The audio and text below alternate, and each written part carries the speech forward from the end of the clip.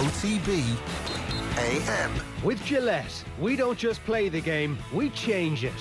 Gillette, made of what matters. And you're welcome along this Monday morning. Not so bright-eyed, not so bushy-tailed, but we're here nonetheless, and we're excited to welcome all our new Welsh followers to the show this morning. I was going to say Hang Dai, but that's the name of a Chinese restaurant on Camden Street. What do you say? What's the Welsh greeting, Owen? I don't know. It's a very good Chinese restaurant, actually. And I will be happy to talk about Chinese cuisine all morning, if that is one way of getting away from giving any credit to Wales this morning, because that's what we might have to do. That's what the grim outlook of this morning looks like. It's Bor Da, which is exactly the quotient of people who are getting in touch with us. Bor Da. Yeah, well, look, I mean, nothing we said was that incorrect, was it? Really? The bit where we win, the bit where Ireland win the game, we got that bit wrong, but everything else we got right, right? No. No, we got very little right. I think it's fair to say, as you said there, it is a very warm welcome to all our new Welsh followers. That was kind of the experience of yesterday evening, was just notification, see who your new follower is, and invariably it was somebody with a dragon emoji in their name. And I sure hope that they're ready for a lot of GAA content over the next couple of weeks. And I warmly welcome them into our circle. We were like, I guess, Tyrion in Game of Thrones approaching the dragon. We laid our hand on the snout of the dragon, and all of a sudden the dragon awoke and breathed fire in our direction. That is the role that we played. And look, it is what it is. It's a very tough morning. We're going to have a very tough week, and this is what happens when we chat nonsense about an opposition team. Like, I will say this: we were on the precipice. Ireland was on the precipice of one of the funniest wins in Six Nations memory. Like, it would have been just unbridled comedy had they actually won that game. There was an error-ridden encounter, two poor enough teams, and the winner was always going to be the team that made the least amount of mistakes, and it would have been hilarious had Ireland actually beaten them with 14 men. And that is the problem this morning. We just got a little taste, just a little sample of what that hilarity might have tasted like, and it all blew up in our face. That happens. Congratulations to Wales. We'll see you next year. That's the only thing we can say, really. Yeah, I mean, it's very disappointing that we didn't manage to steal the victory at the end, because it came off the back of some of the most brain-dead rugby that you're ever going to see. The game's over. The game is, like, everybody's kind of, they're in the process of unhooking all of the electronic equipment to go down to the changing room, when all of a sudden Wales kicked the ball back to Ireland but the game's over. Why don't you just, kick it out of touch? Brain-dead rugby. And then eventually Ireland, not playing much better, managed to just about win a penalty. And maybe that was Wayne Barnes trying to equal things up and give us an opportunity to kick into the corner and just see what happens. I mean, there's no guarantee that we were going to win our own line out. It could have been any one of a number of other scapegoats that Ireland were looking at instead of just Billy Burns at that point. But that moment of shock when Billy Burns can't, and there's a brilliant angle that the BBC had afterwards, where you can kind of see it's banana kicking. It looks good, and then it doesn't even go out the touchline. It goes out the back. It goes out through the back of the dead ball, and you're like, what? That didn't even go out at any point? Wow, that's quite the miss there, Billy. Good man. But look, obviously it's not just his fault. It's also Peter Mahoney's fault and ours. Some people seem to be crediting us with some responsibility for this. I'm happy to accept our tiny portion of the blame. Yeah, you should take it all. We've got big shoulders. We can do it. You're the man who deserves it all, certainly. I'm with the Welsh counterparts, to be honest. Blame Ger and Eoin this morning is certainly what I would be doing. The Burns kick was mad, really. You didn't even need that other angle to see that he completely shanked it, really. That's the only explanation for it, that it must have just come off the wrong part of the boot, because it was so off target. Like, it didn't come close to being within the realms of finding his touch at all. And I know, in fairness, you got to go for it. There was Sexton was talking afterwards and saying that it was a ballsy call to actually go for it. I know Simon Zebo was tweeting that as well in the aftermath, and that's what happens sometimes. And also when you find yourself in that situation when you are narrowly getting beaten, there is naturally going to be one person at the end who's going to take all the blame. It just doesn't help for Billy Burns that a few minutes before that he kicks the ball out into full, which was clearly a big error as well. And like it's a very, very tough situation for him, and it's going to be punished with him now being moved down at least one place in the Ireland out half pecking order. Yeah, I mean the stuff coming through from our Welsh friends is actually very funny, so we should spend a little bit of time with it. Borda, says Darren Pennell. I've never heard your show, but I did hear about what your presenters said about the Welsh team leading up to today's tremendous W by Wales. I still won't listen to your show, but I'm sure your presenters, whoever they are, will be looking forward to the next one. As head of, this was sent to Nathan, as head of content, I'm sure you will be briefing them prior to the next show on how to show a bit of respect to other teams, having just been beaten by a rubbish one. Please note, this would never have happened on a Welsh show. And then it's the cry laughing sideways emoji, which I like when people take the effort to change them around.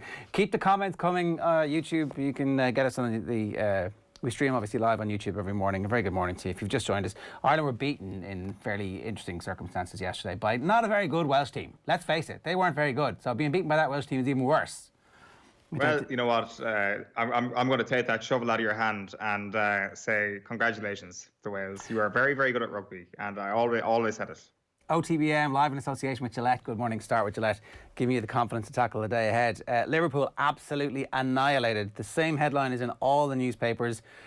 I think you've probably worked it out by now. Alison Lunderland. Remarkable passage of play from one of the best goalkeepers in the world, where he just completely lost his ability to play football. It was remarkable. It seemed to happen to quite a lot of people in the world of sport in the last 24 hours. And Tom Brady has won the Super Bowl, 7 Super Bowls, MVP, after a brilliant performance in the first half and didn't have to do anything in the second half. They absolutely annihilated the Kansas City Chiefs. We'll talk about that a little bit later on, that whole thing. The story of the week was the Kansas City Chiefs head coach's son being involved in a car accident. He has admitted that he had been drinking. He had 2 or 3 drinks. He was also on prescription Adderall, and there was a child, 5-year-old child, fighting for her life. That was kind of the big story in the NFL ahead of the Super Bowl. And then Tom Brady has won his 5th MVP and 7th Super Bowl title last night as the Tampa Bay Buccaneers absolutely annihilated the Kansas City Chiefs. A good weekend for the Glazers on that front, but not obviously in the football front, as Manchester United conceded a 95th minute equaliser to Everton. And they're out of the title race, and the title race is done and dusted. Yeah, this is looking like it's going to be a fairly remarkable title run from Manchester City. Like the entire tone has changed from this being a sort of clown car race into there being one Bugatti and the rest are all bangers trying to catch it. Like they look absolutely sensational at the moment. They've equaled the all-time winning run by an English top-flight side across all competitions, winning 14 on the bounce. This is not the sort of record we expected before Christmas from any team. We expected every team to maybe lose 1 in every 5 games, even those at the very top of the league. But it turned out we were maybe looking in the wrong place, that a team like Liverpool are no longer a top-of-the-league team, that their form, as we said last week, is distinctly mid-table. A couple of injuries have derailed them. The worrying thing, and this is something we'll get into with David Meyler later on, if you're a Liverpool fan, if you're anybody who's not a Manchester City fan, is just that this looks very sustainable for Manchester City. This looks like almost the start of something. Yesterday felt like an arrival from Phil Foden. Like everybody's well aware of the talents that he has, and the exposure that he's already got. But it felt like yesterday was the start, and that is the scary thing. This is the beginning of what this City team can do. You've got Pep Guardiola looking re-energized, almost personally insulted by the idea that he couldn't come back and bring this team to the very top table. He is doing that. I make them a very strong contender for the Champions League as well this season, and they're going to win the Premier League. So very impressive stuff from them. If you're a City fan, you're thinking, we'll get Messi for a year. Next year, he'll play 1 year in England, and then we'll replace him with Erling Haaland, because that's when the buyout clause kicks in. We get Messi for free. We'll pay him his 100 million in wages. We make lots of money globally. It doesn't really matter. That's fine. We can afford it anyway. And then we have Erling Haaland and Phil Foden in their early 20s for a decade. It's quite a lot to look forward to, really. It's pretty exciting.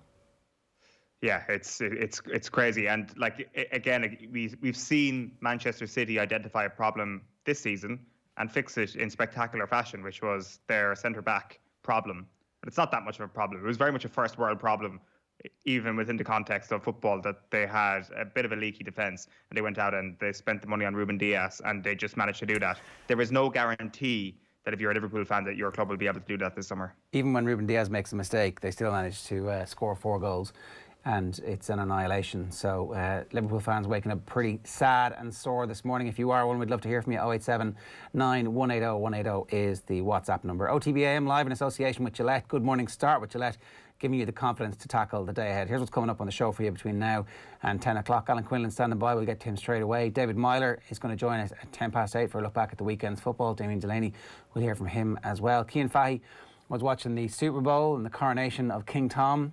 Sports pages at 9:05. Phil Egan going to join us at 10:09. We're bringing the pressure rankings at 9:15. Reaction to Brian Kerr, specifically about the genius of Phil Foden and what we can expect for the next decade from that career, and the look back at the weekend papers as well.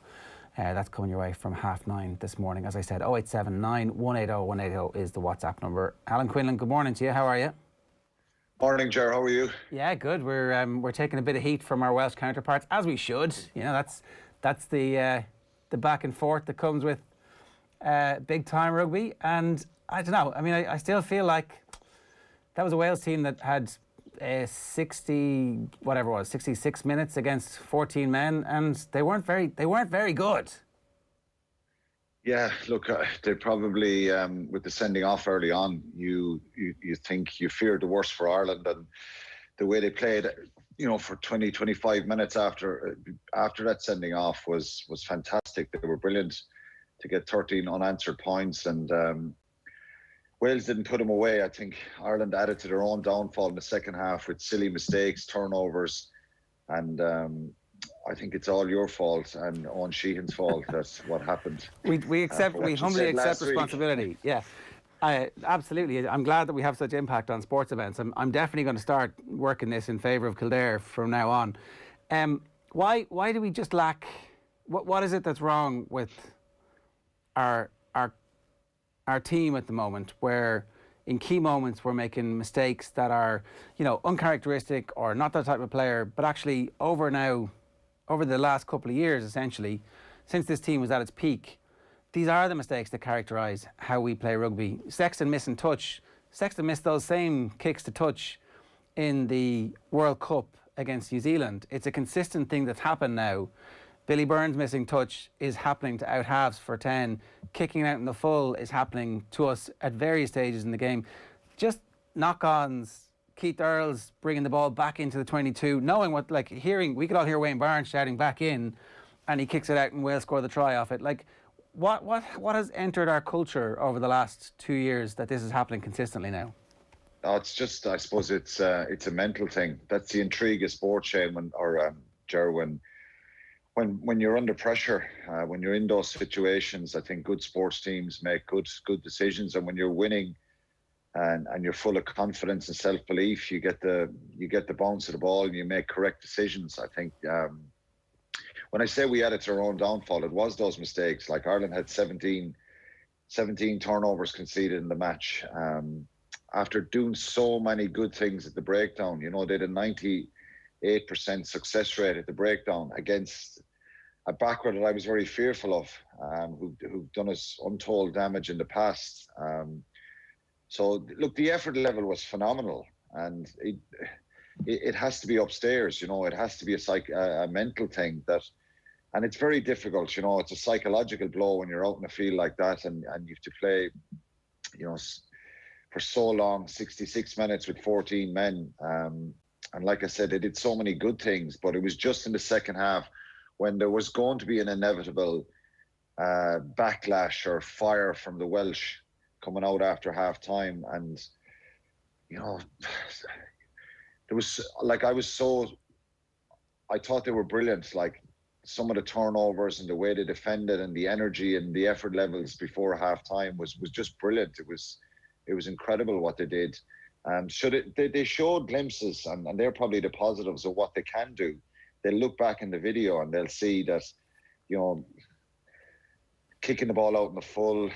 Like I said, the Gary Ringrose one where he steps back inside, makes 7 or 8 yards. It's a great kind of carry from him off the scrum when they're coming out of their own 22, and he just tries to force the offload where there's absolutely no need. It's uncharacteristic of him because he usually makes very good decisions. They lose the ball and then the pressure is on, and Wales scored a try. George North off that. Stander is at the side of the ruck, and Ian Henderson, they just get a little bit tight, and George North is after getting back up off the ground, and he gets the ball, and there's a big gap there for the second try.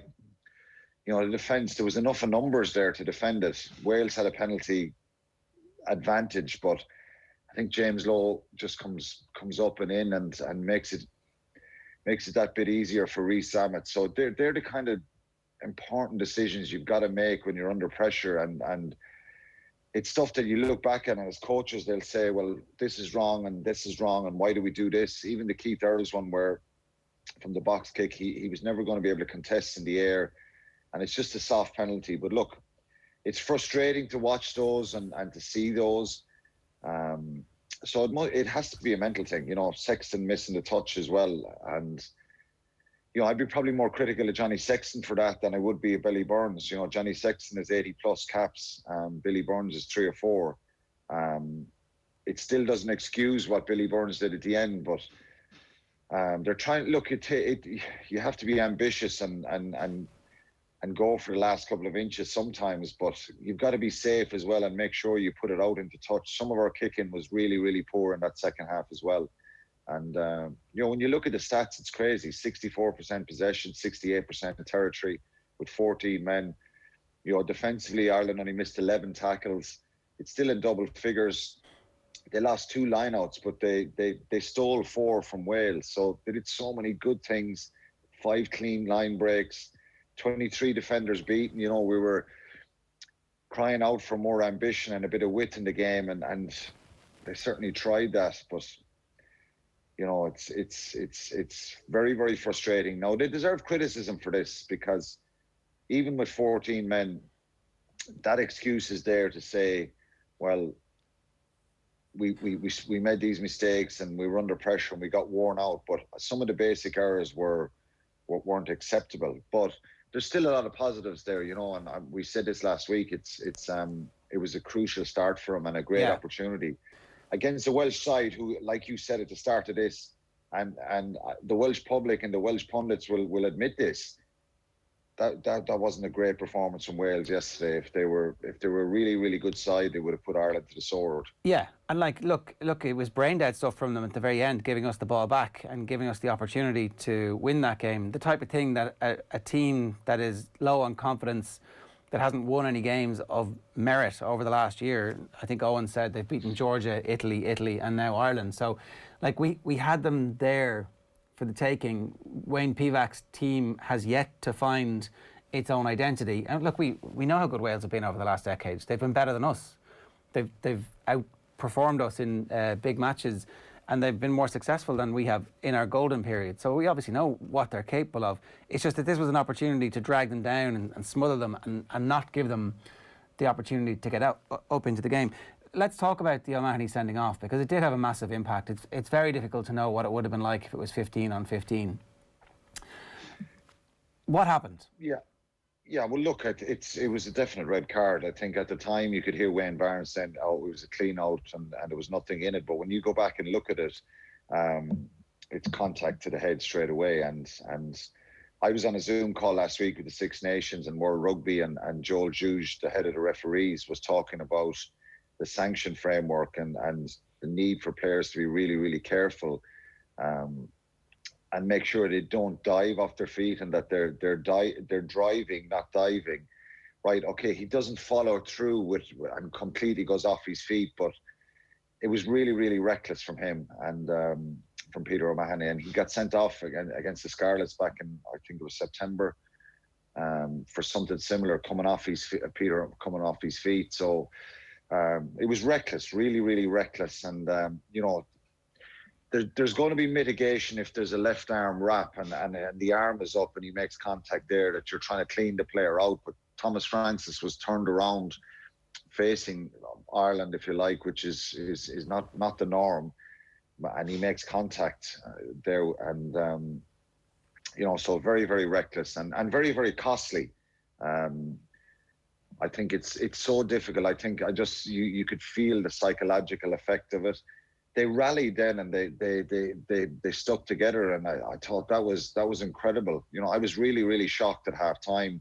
Even to go in 6-all would have been a massive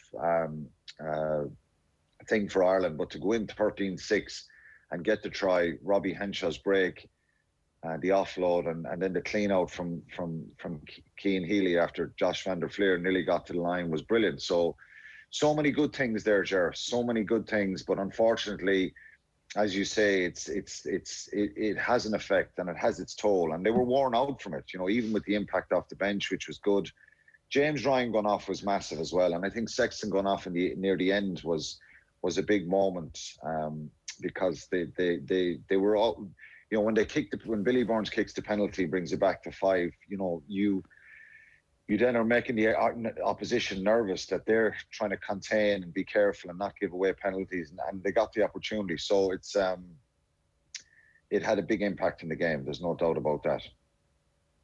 Can you do anything to prevent that from happening again, Alan? I don't know, is it the coaching staff? Is it how you speak to the players to ensure that the head isn't lost, that there isn't a momentary lapse like that? Because you're right, it does change the entire view of the game. You're thinking to yourself at that moment, God, Wales should hammer Ireland at this point, down to 14 men so early. Yeah, it doesn't always happen that you hammer a team. The teams it was always going to be a pretty close game. And so Ireland they were galvanised a little bit, and you've got to kind of pull together, and it kind of really focuses the mind, if you like, when you're down to 14, because you know the danger that's there, and you've got to work harder. The opposite effect can happen with the opposition, because they feel maybe it's going to happen and that there is going to be space somewhere. Can you do anything about it? Well, look, yeah, I think all players would have been warned before the Six Nations that the head impacts and the concussion stuff that was out recently, and the way it's going to be treated, and of course there's going to be accidental clashes here and there, and players can still get red cards, but if you're entering a ruck, you've just got to reduce the impact a little bit as regards when you see a players in a prone position. Of course, you're going to get collisions at times that are accidental, and that's where you get the mitigation. What kind of force is in it? What way the player's body language, and we see it a lot in tackles if a player dips and stuff like that. But you can legislate for that when the arm is tucked in, and that's what's going to frustrate Peter O'Mahony himself, as the way he entered that breakdown. And all the other teams will watch this, because it's usually costly. It's usually costly to go that long. Of course, players can cope for 10 minutes in sin bins and stuff like that. And on review, if you look at the Johnny Williams tackle on Gary Ringrose, if Ringrose goes down there, it's going to be reviewed, and that potentially could have been a red card as well. He got concussed himself, Johnny Williams, the Wales centre, and went off and didn't come back on the field. But it was a head-high challenge, and it was a wrap of an arm around the neck and face area, and Ringrose did really well to kind of ride the tackle, if you like. And if he goes down there, I think it could have been a red card for Wales. It definitely would have been a yellow card, but that was never reviewed, and that was missed by the TMO, Tom Foley. So players have just got to be careful. So it's the same for any team. Sometimes you can be a bit unlucky, and these things can happen in a spur of a moment. It's not down to bad discipline. Hang on, sure Peter. Sorry, you obviously get better information than the rest of us, because you're part of the broadcast team. So that was actually missed by the TMO. We're kind of working off the assumption that the TMO looks back at everything, and if there's a replay of it at all on the screen, then at least the TMO is having a look at it. And somewhere along the way, he's gone, no, that's fine. So actually, you think the TMO literally missed that, and that there could... He got it wrong. Yeah, he got it wrong. There's, if you look at it, the replay of it, it's there would be probably some mitigation there. Both players were high up. It was he hit his head, knocked himself out, but it's a head-high tackle, and there's a responsibility on the tackler at all times in those situations. It was missed. It should have been, like, I'd be surprised if he reviewed that and looked at it and said it was fine, because you can clearly see in the replays that it wasn't fine. It was a head-high tackle, and he came off worse than it, Johnny Williams, and it should have been at minimum a yellow card. It should have been reviewed, and the game should have been stopped to look at it. If Gary Ringrose goes down there, Ger, it would be reviewed because he played on. And the whole point of the sport is that this is not soccer. If players feel like that they need to go down in future to get that, then you would advocate for your players to start going down in those circumstances, because the rules have to be applied, and they have to be applied fairly. You just look at Thomas Francis. Was he injured after the collision with Peter O'Mahony? No, he wasn't. He kind of looked up and shouted at Wayne Barnes, but he got straight up and played on.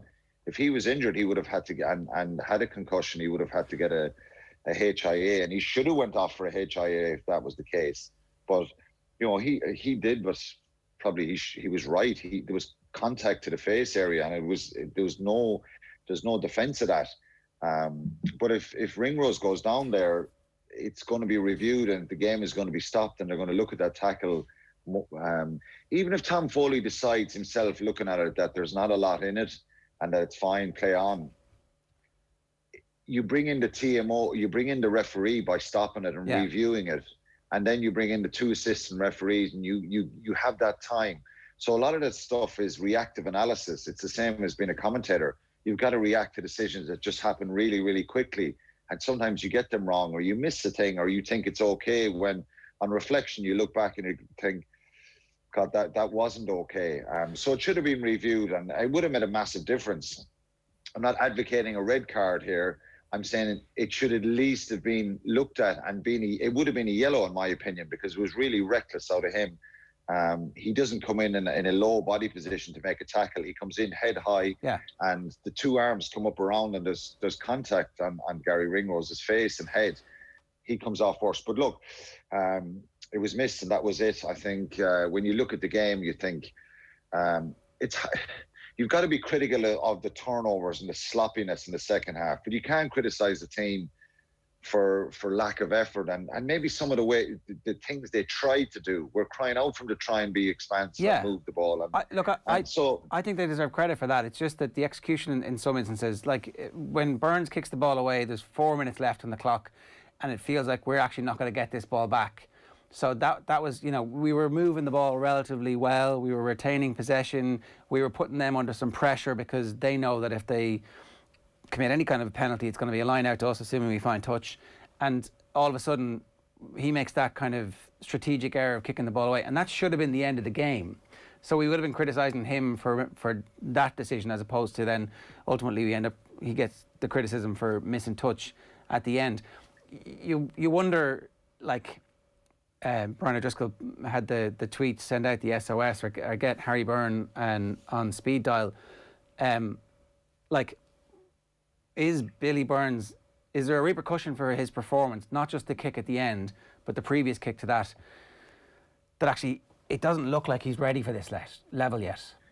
Yeah, he's a good footballer, and there's no doubt, and he's inexperienced at this level, and I felt so sorry for him yesterday. I think a couple of decisions there, the crossfield kick, you learn in those big moments and big matches about keeping the ball and what the scoreline is. The crossfield kick was overcooked, but it was the wrong decision anyway. I think it should have been put through the hands, keep the ball. You're not going to get that many opportunities with 14 men behind on the scoreline, and that was a poor decision from him. I think the pass, when Ringrose makes the break up the touchline, there was a timing issue with the pass when Ireland tried to come back to the opposite side, when there was massive space and an opportunity to score a try. Henshaw, I think, went back and picked it up, and the penalty came from that to kick it into the corner, and that was missed. But you can't throw him under the bus. He did his best. There's the gap between. But you don't have to kick him again. There's a difference between throwing him under the bus and deciding that, for sure. And that's where the coaches have to make the decisions. In some ways, I'm not saying they have a decision to make about O'Mahony, but there has to be a repercussion for O'Mahony as well, where you do this to us and you're still our guy. Obviously, Peter O'Mahony's got unbelievable credit in the bank, and we know he is absolutely ready for this level. He's been an Ireland captain, he's been an Alliance captain, so he's always going to be there or thereabouts. But is there any point where you're like, if you make a mistake in the team, the pressure is on, and we will drop you? Of course there's a point in the team. Yeah, there is, absolutely. If you give away penalties, I've been in this situation myself before, if you give away penalties that cost the team, or your discipline wasn't good, or you don't play well, overall, I think, of course, you're vulnerable to being dropped and not picked again. I just think it's a pity. It's a pity we're talking about this, because, you know, the human side of sport is, they are only human, and someone like Billy Burns making those mistakes, it's hard to kind of go...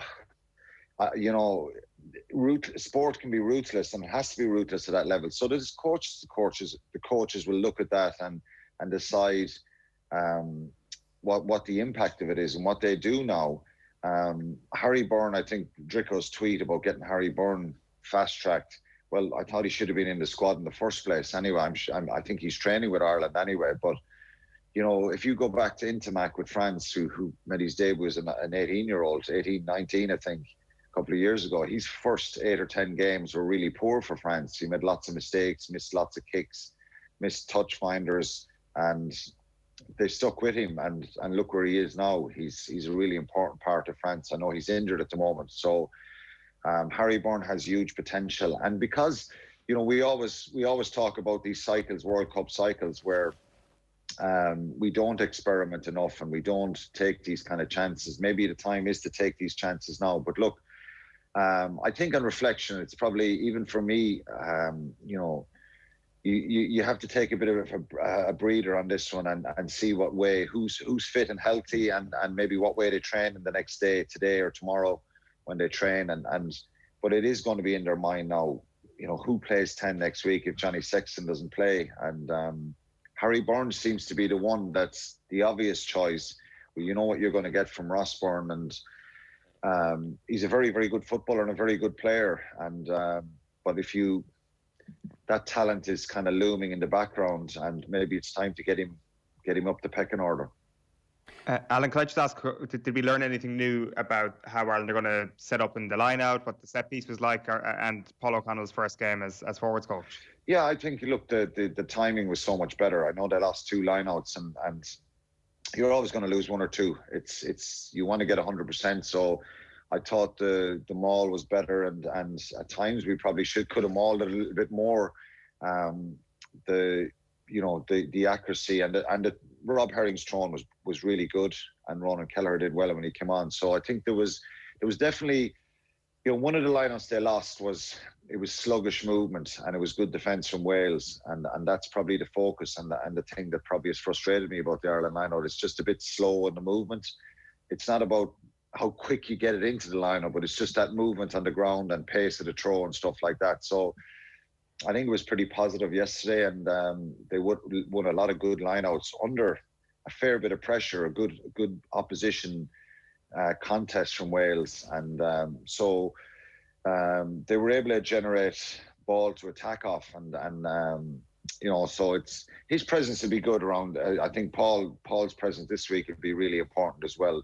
Talking to those players, they've got to get better, and you know, you haven't this situation where you're going to get everything 100% straight away. But I thought the timing and the speed of the lineup was a lot better yesterday. I thought there was clear signs of progress, wasn't there? I saw Alex Corbicero on Twitter as well, pointing out that the body position in the scrum was vastly different and better than what it had been against England a year ago, and he was concerned for the rest of the Six Nations about how well the Irish scrum was doing, even when we only had 7 in it at times against the Welsh 8. So I thought there was clear signs that type of stuff is progressing, and that's the most frustrating part about this, is that, like, even against even playing for only 14 men against that Welsh side, we gave them that victory essentially. Yeah, we did, I think, and look, who knows if I think if we didn't we conceded a try too early in that second half. We needed to weather the storm and get it into the late 50s, early 60s on the clock to kind of really frustrate Wales. They got that George North try, which was kind of a soft score in my opinion. It was a soft try and it was avoidable. And then they get confidence from that. And, you know, the second try, they were putting a lot of pressure on Ireland. They had turned the game around. That was always going to happen, Ger.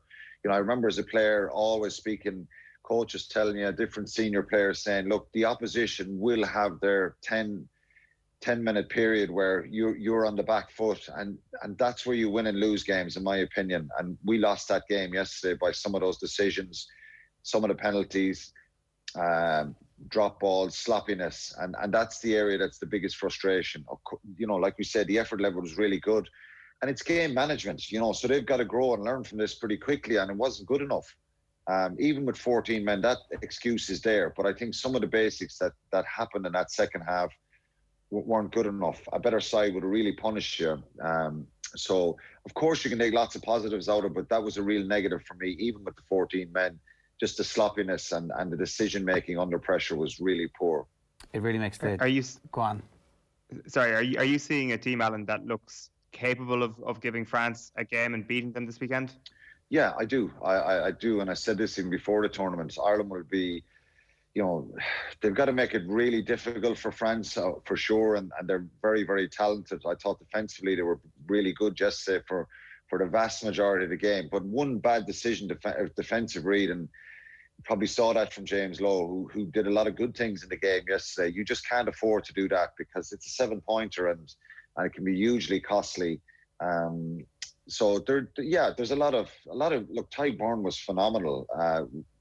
Robbie Henshaw, Hugo Keenan, a full back. The forwards together as a unit were very, very good. So there's a lot of positive signs there, but it's the mental stuff and it's that ability to kick on and galvanize each other now to pick themselves up. You know, James Ryan going off was a big loss as well.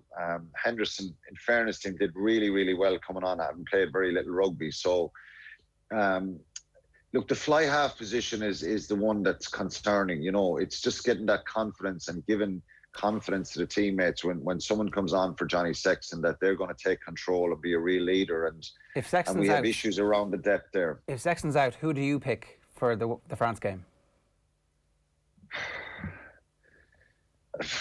I don't know. To be honest, it's not my area of expertise. I'm leaning towards taking a chance here, even if we were to have a poor Six Nations and lose against France. Maybe giving Harry Byrne that time to experience the kind of pressure cooker that is international rugby is the thing to do. So I'm kind of leaning towards Harry Byrne. I think that makes a lot of sense.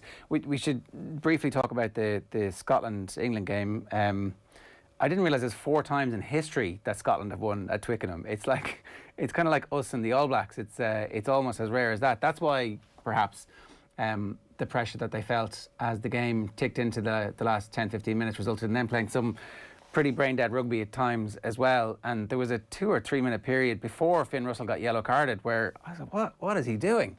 He actually turned his back on the play inside his own 22 after he had kind of caused England to get possession there by being very relaxed. And yet, in the aftermath of the game, I was listening to 5 Live, Andy Nichols like, this guy's the starting 10 for the Lions. So it's true that the winners get to write history. What did you make of Scotland's performance? They were incredible. I think they got so much right, their energy and their togetherness, and they found vulnerabilities in England, and there is no doubt about it, not taken away from their performance, that, you know, match practice and playing matches makes a huge difference. Most of those English players, the Saracens players, haven't played any rugby in 2 months, and that told. But Scotland, there's always been question marks about how much grunt they have up front and how physical they can be, and I thought they were brilliant. You know, George Turner at hooker, they're missing their first 2 choice hookers in McAnally and Fraser Brown. He was incredible.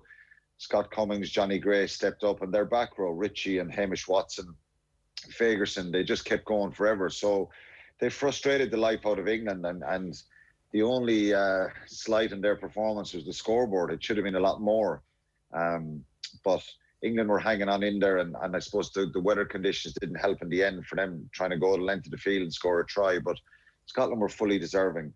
I couldn't believe in the 79th minute that they're going for a drop goal after picking and going for for a minute and a half, and then the decision to pass back to Finn Russell, where there's no teammates around him and 3 or 4 English guys charging him down. It could have been really, really costly for them. Finn Russell is such a talented player. He can win games with a piece of brilliance, but he can always also lose games with loose kicking, and sometimes his decision making isn't the best. And that was a bad decision. Some of the loose kicks out of him kind of were really poor. He's an incredible talent, and he has that sparkle that, of course, you want in players. But I wouldn't say he's the starter for the Lions, because I think he's the fundamentals and the basics of playing fly half. He can be loose at those a lot. But it was a brilliant performance from Scotland. They fully deserved that win, and it makes our job going to Murrayfield in round 4 look an ominous task. Yeah, all of a sudden everything is a proper tournament is up and running. Loads of people wondering about Harry Byrne. Adrian on WhatsApp, what does Alan think Harry Byrne would bring to the starting 15? It'd be a very exciting call. Yeah, look, I think he's youthful exuberance, maybe no baggage. He's very talented. I'm talking about Finn Russell there, doing the basics very well. And, you're kicking, you're defending, you're passing, calling the shots, really. And he's untested and untried at this level, but we'll never know unless he's put in there. In an ideal world, he'd have played, a lot more of the European games for Leinster. He has played a lot of Pro 14 this year, and he's plenty of game time under his belt. But he has excitement. He has that little bit of X factor, that confidence, that natural athleticism as well that you want. He's a big guy, so I think that's what he would bring to the team. And unless we try him, we won't know. And maybe it's a good time. You trying these guys against Italy and giving guys a run out against Italy has been the norm before. So maybe it's time to throw someone like that into the fly half position. And but look, I suspect, and I wouldn't have, and I think it's the right thing. Your captain is your out half, and if Johnny Sexton's past fit, he starts against France. But having the option of someone like Harry Byrne, maybe now is probably the time to try that. Yeah. All right. We've the whole week to speculate about this, but the Six Nations is up and running. Disappointing start with Alan. Good stuff. Thanks a million for joining us. Cheers. Cheers. Thanks, lads. OTB AM live in association with Gillette. Good morning. Start with Gillette, giving you the confidence to tackle the day ahead. It is 13 minutes past 8 this morning. Still to come, we're going to talk the Super Bowl. The Kansas City Chiefs were annihilated by Tom Brady and the Tampa Bay Buccaneers, the first team ever to win a home Super Bowl. We'll talk with Cian Fahey about that a little bit later on. Up next, reacting to a pretty amazing weekend in the Premier League with David Meyler. OTB AM on OTB Sports Radio, Ireland's first and only sports radio station. Off the ball. So listen, I don't know when I'll talk to you again. It won't be if Man United are faltering, but if they're doing really well. No, you call me any you want, man. I'll happily. If Man United do go on and win the league, though, I am throwing my phone in the river. Oh, man. Off the ball. Weeknights from 7 and weekends from 1. This is OTB Sports Radio, live 24/7 on the OTB Sports app. Check out the Boyle Sports app today for details on which football match is getting the no-lose treatment this week. Plus, study the form with our Racing Post Spotlight before watching the action with free live streaming on all UK and Irish horse races. See the Boyle Sports app for full T's and C's. Boyle Sports. This is betting. Gamble responsibly. See gamblingcare.ie 18+. Calling all builders, joiners, plasterers and dryliners. Need advice on the right materials for the job? Consider it done. You need them on site and in your hand. Consider it done. You want access to over 10,000 products from the leading construction brands without having to start up the van. Consider it done. There's another way of doing things. eTag. We talk with you to solve your problem and deliver what you need directly onto site. No second guessing, no seconds wasted. Click etag.ie. OTB AM. With Gillette, we don't just play the game, we change it. Gillette, made of what matters. At 14 minutes past 8, it's time for us to say good morning to David Meyler. David, how are you getting on?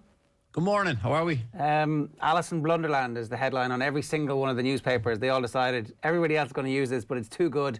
We have to use it too. I don't remember anybody as brilliant as world class having 3 bad moments, 3 bad minutes, as bad and as catastrophic for one individual. What happened to him? I don't know. Just second guessed himself. If you watch Jurgen Klopp's interview after the game, he spoke about, like the options that were available to him, especially in the very first one where he has the ball around the edge of the box. He kind of dwindles and he takes his time, and then he just obviously misplaces the pass. But those 3 minutes were just ludicrous. Keeper of his experience, you don't expect it. But at the same time, look, he saved Liverpool time after time. I don't think Liverpool fans would be too disappointed or too annoyed. Of course, look, probably ended Liverpool's title challenge. Is now City are 10 points clear with the game in hand. So it was very frustrating. But at the same time, look, these things do happen. He's human. He made mistakes. But he's certainly saved Liverpool time after time. I think listening to the lads on commentary yesterday, they kept coming back to the point that last year when Manchester City had to play Fernandinho at centre-back for so long, it caught up with them eventually. And over the course of the season, there have been games where Henderson's been great at centre-back, where Fabinho's been good for a long period, but over the course of the season, against some of the best strikers in the world, and particularly against some of the best attacking talent in the world, it's going to, on the amount of chances that you give up, it's eventually going to catch up with you, and it's caught up with them over the last month. No, definitely. I've been on here talking about, Jordan obviously playing centre-half, but it wasn't a case that I didn't think Jordan could play centre-half. It was more of a case of they missed him massively in midfield. And I think certainly yesterday was kind of like a game like that where his desire, determination, his leadership in the middle to kind of sustain attacks, be able to break up counter-attacks. And like you touched on there, Man City last year and Fernandinho playing centre-half, it does take its toll. And it is a big disappointment in the manner it's kind of unfolded probably in the last 5 weeks. Certainly with some of the games where they've dropped points, the Burnley, West Brom, etc. That'll be the frustrating thing. Look, when you play a team like Manchester City who have so much talent and they have world-class players everywhere, that if you do make mistakes, then you'll be punished. But it's the points that they're dropping against the teams that they shouldn't really be. But look, they just need to now dust themselves down. Like Jurgen said, top four is the next target, and they've got to make sure that they're still in the Champions League and all that, because on recent form, it's not been fantastic. Do I think they'll make top four? Yes, I do. But at the same time, Chelsea are on a good run. Everton have games in hand, and you've got Leicester and United who are ahead of them. So it's going to be tough, but I still think they'll do it. Roy Keane, in the aftermath of the game, described Liverpool as bad champions. He questioned the mentality of doing back-to-back titles and that Liverpool were potentially missing that. Do you agree with that at all, that there has been something off about Liverpool this season on a mental level? Yeah, look, I think it's pretty obvious to see. Liverpool haven't been at the races. Not in every game, or not like, there has been moments of brilliance, but, for the hammering they took against Aston Villa, then, like I spoke on the West Brom game, there's just been so many different games, the Southampton game, that you just expect Liverpool to win, and they just, they're not, and that's the big thing. I know Roy said they're bad champions. It's a lot easier for him to comment on something like that for someone who's won 7 Premier League titles. He's won, I think it's three consecutive Premier Leagues, like back to back. So like he understands what it takes. Maybe it is a case of Liverpool have been mentally drained from the challenge of the last few seasons, and I wouldn't say it's a touch of Liverpool's arrogance saying that we are that good of a team. I think teams are doubling down on them and finding it, a lot. They're finding ways to stop them, and Liverpool just haven't found solutions. City are amazing though as well. That's the other thing, that they are going up against a historically good Manchester City team. I mean, maybe this team isn't the same team as 2 seasons ago. Like, it obviously isn't. There's no Silva, there's no Company, there's no Aguero. But the current team and the evolution of Phil Foden and Gundogan, like that, Pep Guardiola knows a thing or two about football, it turns out. Yeah, he does. And I found it really fascinating. I love listening to Pep Guardiola. And if you look at his post-match interview, he speaks about, obviously he was asked about Phil Foden playing as kind of that false nine, that inverted commas striker, and he kind of criticized his first half performance for the positions he was picking up. He wasn't, in the right areas all the time, and he said we had to make tactical changes because if we had played Liverpool the way that, you know, we have in the past, in the transitions, Liverpool would beat us because of the speed that they carry. But for him to identify that in key moments and switch things, and then, like you said, like Phil Foden's 20 years of age, and you know, he grabbed the game by storm in the sense of his performance. He was incredible. And you're talking about, you know, Manchester City, like their three best players coming into the start of the season would have been Aguero, De Bruyne and Laporte. And they've had to deal with them, you know, for good chunks, missing certainly Aguero and Laporte more than De Bruyne. He has featured quite a bit. But, you know, to go to Anfield without those three and put in a performance like that and win 4-1, it's just incredible. And what he's been able to do, and you touched on Gundogan, like Gary Neville highlighted that he's probably been player of the season, and he really has stepped up to the mark without De Bruyne. And even in the games where Kevin was there, he's scoring a lot more. And it's a case of he's always been kind of that deep line, you know, playmaker who's getting on the ball. And now he's just evolved, and he's really breaking the lines to get into the box. And you look at the goals he scored, you know, he's got 8 and 10, which is phenomenal for a midfielder. And look, he also missed a penalty in the game as well. It's just, you know, what Guardiola has done with that group of players has been incredible. And even if you look at their back four, like of course, you know, signing Ruben Diaz, a lot of money. People then, that you look at, say, Chelsea, the signings they've not hit the ground running. Ruben Diaz has come in, albeit, yes, he made a mistake yesterday for the penalty, but he's hit the ground running, who looks like an unbelievable centre-half. And then you've got like John Stones, who has this rebirth, you know, and then they've got Cancelo, who last year everyone was kind of writing him off. He's been unbelievable. And then they've got Zinchenko. And if you look at that as a back four, to think that was the back four that was going to go on and win you a Premier League title, at the start of the season, people probably laughed it off. But it just shows you what Guardiola has done with that group of players. Yeah, it's a really good point. On Phil Foden, what is his best position, first of all, David? Like, because I think he moved from a false nine into different positions yesterday. What's your sense on that? I don't know. Because, like, he played yesterday as kind of the false nine. Of course, look, as Pep said, he's going to learn what Pep wants from him. But when he goes out on the left, or he goes out on the right, or he drops a little bit deeper into a 10, the boy's just naturally gifted. And he spoke in his interview after about courage and getting on the ball. Like, he just wants the ball everywhere. And he has all the traits that you'd look for in a young player. You know, he's confident. He can get on the half turn. He can drive forward. He can run with the ball. He can see a pass. Like, he can pick a pass. He's comfortable in possession, and he scores goals. Like, you look at, you know, the fourth goal, you know, people will have question marks over Alisson. But in that moment where he picks it up and he just shifts it in, it's all in one movement where he comes in, and the power he generates on that ball, like he touched on after it, he hasn't struck a ball cleaner. Like, that boy really does have the world at his feet. He's been spoken about as the most talented of this bunch of young England footballers at the moment, that this is the one player above all else. There is no one you can put above him at the moment when you look at the hope that English football fans have in their team at the moment. Would you be extra confident if you were an English football fan with the fact that Pep Guardiola is his manager, that at times this season there's been a little bit of frustration, I'd imagine, watching him, because he just hasn't been given as many minutes as a lot of people would have liked. But in the long run, I'm sure that'll have a benefit for someone like Phil Foden. Of course, look, you touch on minutes there. Like, he's played 100 games for Manchester City already. That's unheard of. Yeah. And especially this City team, it's not like, you know, 10, 15 years ago when City weren't challenging for titles or whatever. He's coming in, he's like, those number of games are staggering. And the simple thing is, like, England fans will be excited by him.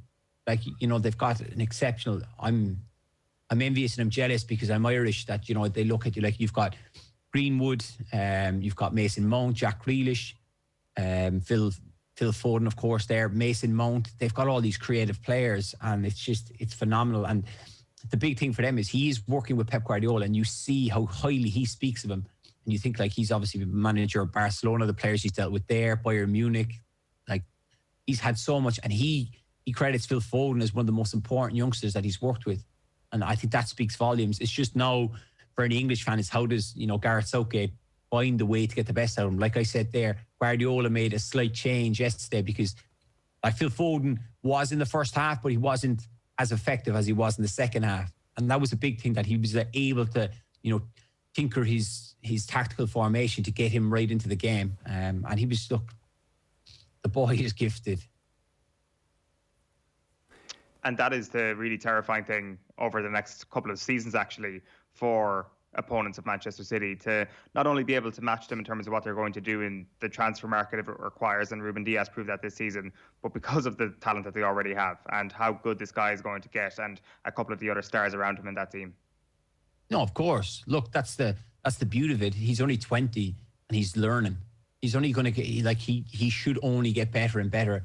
And, you know, you look around the kind of group of him, he's got someone like Raheem Sterling, who's still relatively young, who's still got a lot of years to play.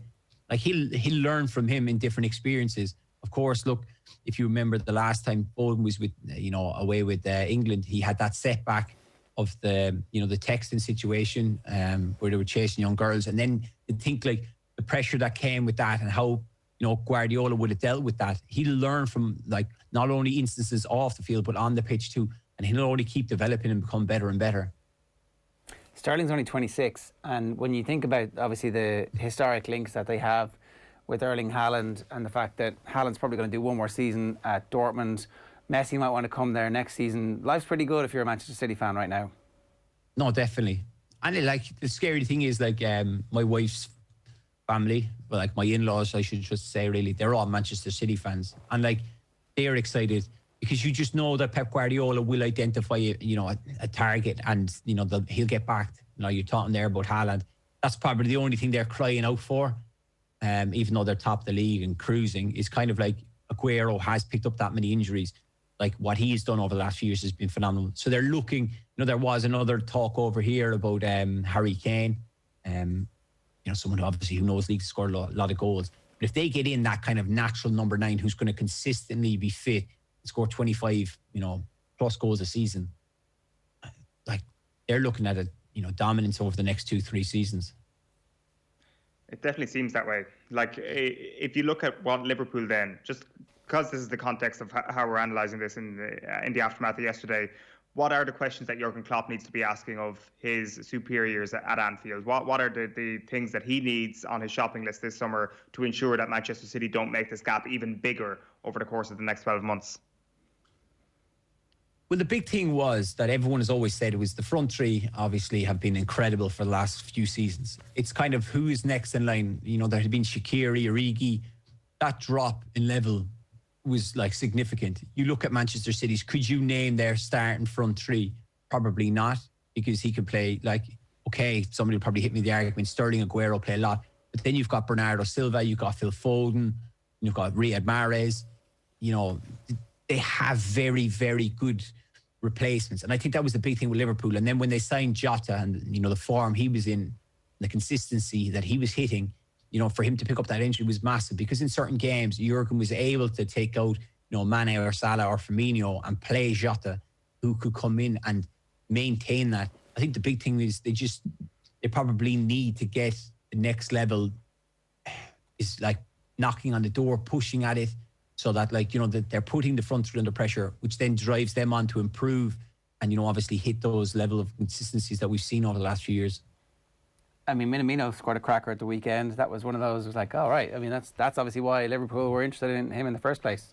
But it is that strength and depth that Manchester City have that clearly Liverpool don't have at the moment. And look, I guess when Virgil comes back, we'll see what next season looks like, and when they have a first choice centre-back partnership, or 4 good centre-backs who will be fit for the whole year, and this year doesn't repeat. We need someone to be good enough to go toe-to-toe at Manchester City. Otherwise, there will be a lot of seasons where Manchester City have the title wrapped up by the start of February, and that's not really good for football.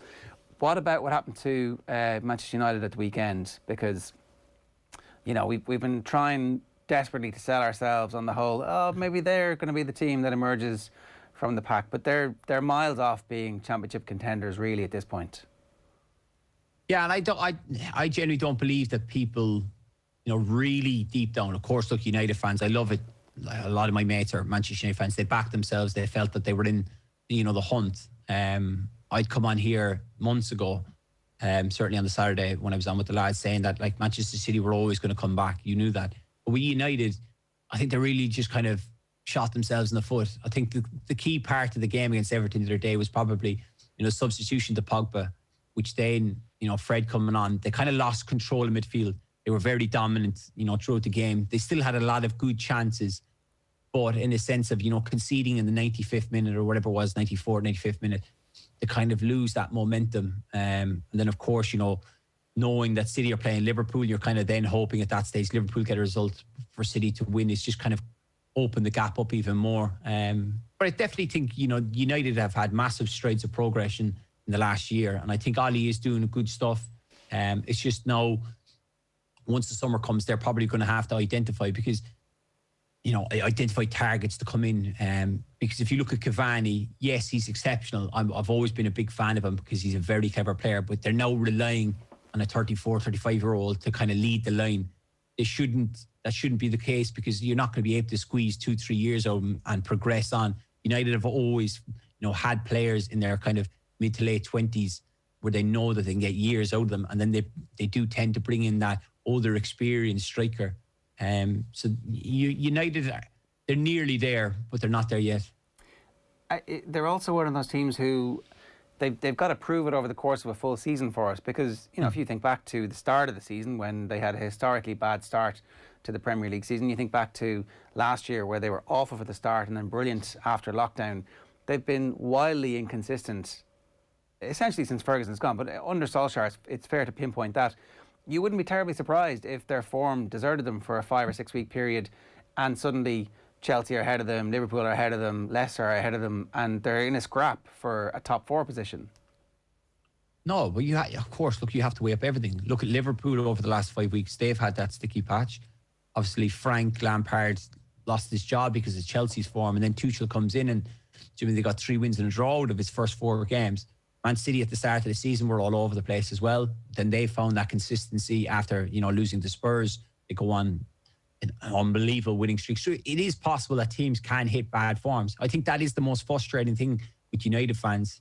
They've lost 4 games at home this season, which is unheard of. It's kind of, it is that, we've asked this question numerous times about, do fans make a difference? Of course they do. United, I've played there, half a dozen times. It is a horrible place to go as an opposing player because the pitch is so big. You've got 70, 80,000 there screaming, and then United just dominate the game. And I think that is a big thing for Liverpool as well. So United need to, find a way to get that consistency, because like you said, Chelsea are in a good run of form. You expect Liverpool to react. Of course, I'd expect United to react, but Everton have 2 games at hand, which can bring them up by the top 4. So it is really now, it will be a scrap on for the rest of the season to see who does finish up in the, the 2nd, 3rd and 4th. I can't really see Manchester City being caught. I think everything is just going for them, and it's going to be interesting to see how the top 4 does finish up. Harry Maguire has taken a lot of flack for the last-minute equaliser from Everton. Yeah. Is it a function of him not trusting the people around him? Is it him making a mental error? Is it that they don't actually have a very clearly defined defensive policy at Manchester United? What's the reason for what happened? Well, I've looked at the Dominic Calvert-Lewin's goal several times, and it is an interesting one, because with the wide free kick, you'd always set your line-up. Do you know what I mean? You'd have your first man with line-up, and they line across the edge of the box. You automatically do drop 2-3 yards. And it seems that Harry is kind of the only one who drops. And that's the frustration with Manchester United fans, where he kind of then tends to keep the players. But I'd be looking certainly at the rest of them. Why have they not dropped together? Now, somebody has made a call. Harry's made a call to drop. The rest have made the call to stay up that bit further.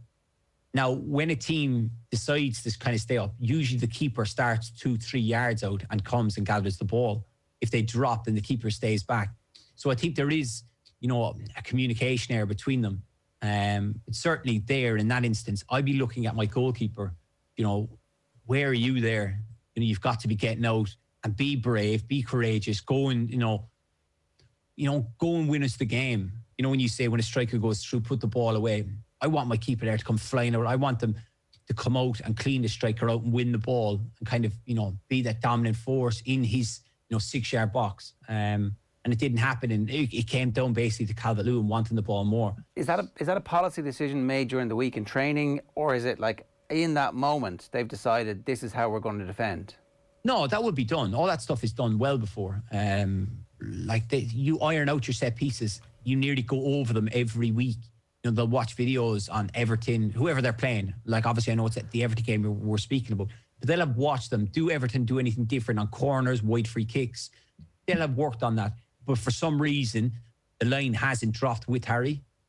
And then from the flip side of that, when you see a slow-mo or you see a standstill photograph of it, it looks awful.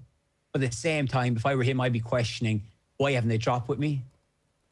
Because of the distances. Like, David De Gea doesn't come out 4 or 5 yards. It's not like he's out by his edge of the 6 yard that he can come and collect the cross. So I'm saying, as a front man, and of course, look, Harry's captain, you've got to drop with me.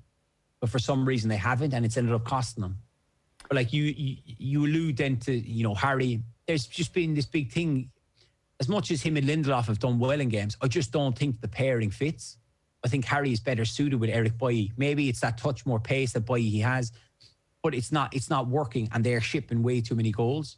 Like, of course, the Corre's goal is, you know, gifted to him by De Gea, where he fumbles it out. You've got to give Rodriguez a bit of credit, because it's a wonderful strike. But in the sense of the goals that they're shipping, that's not like United. You know, you expect United to kind of be on the front foot attacking, but they've always been able to keep clean sheets. Like, to be conceding 3 goals at home isn't great. So Harry's going to take some slack, certainly as, you know, an £80 million signing who's, you know, the captain of Manchester United. Yeah, that's the ball game, unfortunately, from his perspective, and that's why the slack is coming. David, great to have you with us this morning. Thanks a million. Cheers, guys. David Meyler giving us his thoughts there on the weekend's football. You can continue to give us your thoughts on the weekend's football as well. 0879 180 180. We'll bring you some of those comments in just a few minutes' time as well. OTB AM brought to you each morning with thanks to Gillette. Good morning. Start with Gillette, giving you the confidence to tackle the day ahead. What are we at? 8:37 exactly this morning. Going to hear from Brian Kerr a little bit later on, and we're going to talk the SuperBowl, Cian Fahey, just before 9 o'clock. But first, here's Damien Delaney, who was on live commentary duty, as I said, for OTB yesterday, as Manchester City annihilated Liverpool. So, Liverpool beaten 4-1 by Manchester City. Damien Delaney was on co-commentary. Is that the title race done, Damien? Yeah, it feels like a seismic day, to be honest with you. It feels like there has been that shift. They put themselves in the position, and the others fell away the last week.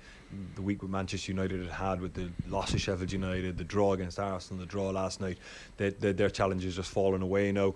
I think it was always going to be a big ask for Liverpool. I mean, even if they won today and they got themselves within 4 points, when you look at the cut of their squad, it would have been very, very difficult for them even then to maintain pace with Manchester City, because Manchester City have kind of off the bridle now and they're going, so it would have been difficult for them.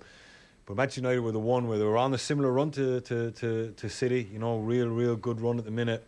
But when rubber met the road, Manchester United just fell away, and I think that today was a dagger in the rest of the Premier League.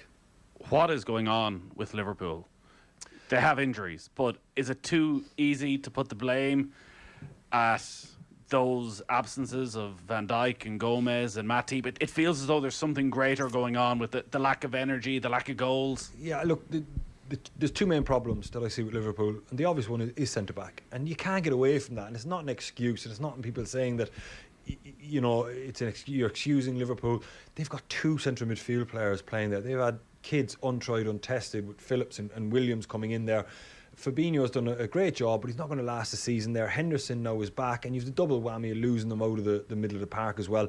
Manchester City had the exact same problem last year with Fernandinho. Rodri wasn't quite up to speed, and Fernandinho was kind of playing centre-back. He'd done great at the start of the season, but when push came to shove, he ran out of steam as well, and they got found out. They've remedied that with Diaz, and I think Liverpool need to, I suppose, get lucky with one of these 2 centre-back pairings, because they've took a risk with them. They've not done what Manchester City have done and bought proven quality in Diaz. They've gone with a young lad from Preston and a guy that probably most of us have never heard of, to be honest with you, from Turkey. So they need to get lucky, and one of them needs to come in, hit the road running, and lift everyone else. The other problem that I believe they have is the front three have been on the road for a long time, and I have said it, that they can't keep pushing the front three as much as what they do. You've got so much out of them. You know? Is that in terms of the energy, or just in terms of the style of play that they're quite predictable at this stage? Both are married into each other. You know, the style of play is hugely taxing on the body. You know, the energy levels required to play the way that they play and to keep flogging the same 3 players every season for the last 3 seasons, and they have been brilliant. They tried to remedy it this year with bringing Johne in. Again, it was a bit of a gamble. It was a bit of a, we hope we get lucky. They didn't go out and spend 50, 60, 70, 80 million on somebody and bought proven quality.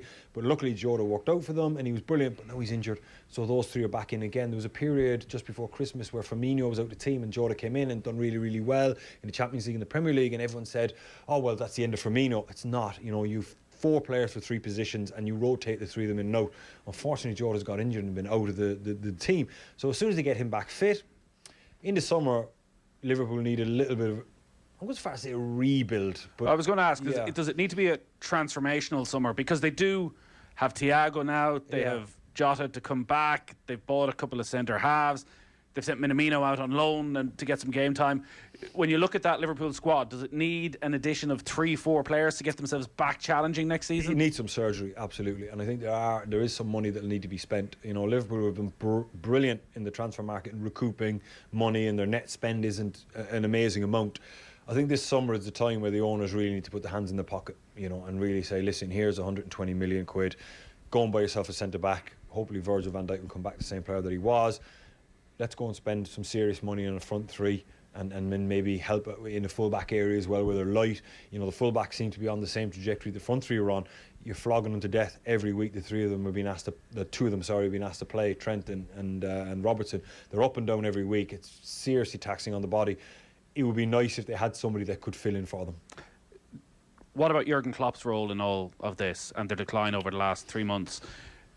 He's won a Premier League title, he's won a Champions League title over the last 2 seasons, but does he deserve any criticism, or should there be any questions asked of him of what's gone wrong for Liverpool over the last 3 months? The only way you'd criticise Jurgen Klopp from me is if, and you'd have to be privy to the conversation that went on with the director of football and the owners, I'm pretty sure he would have been begging for reinforcements. You know, everybody could see it that the front 3 were beginning to lag. You know, you could see at the beginning of the season, form was in and out.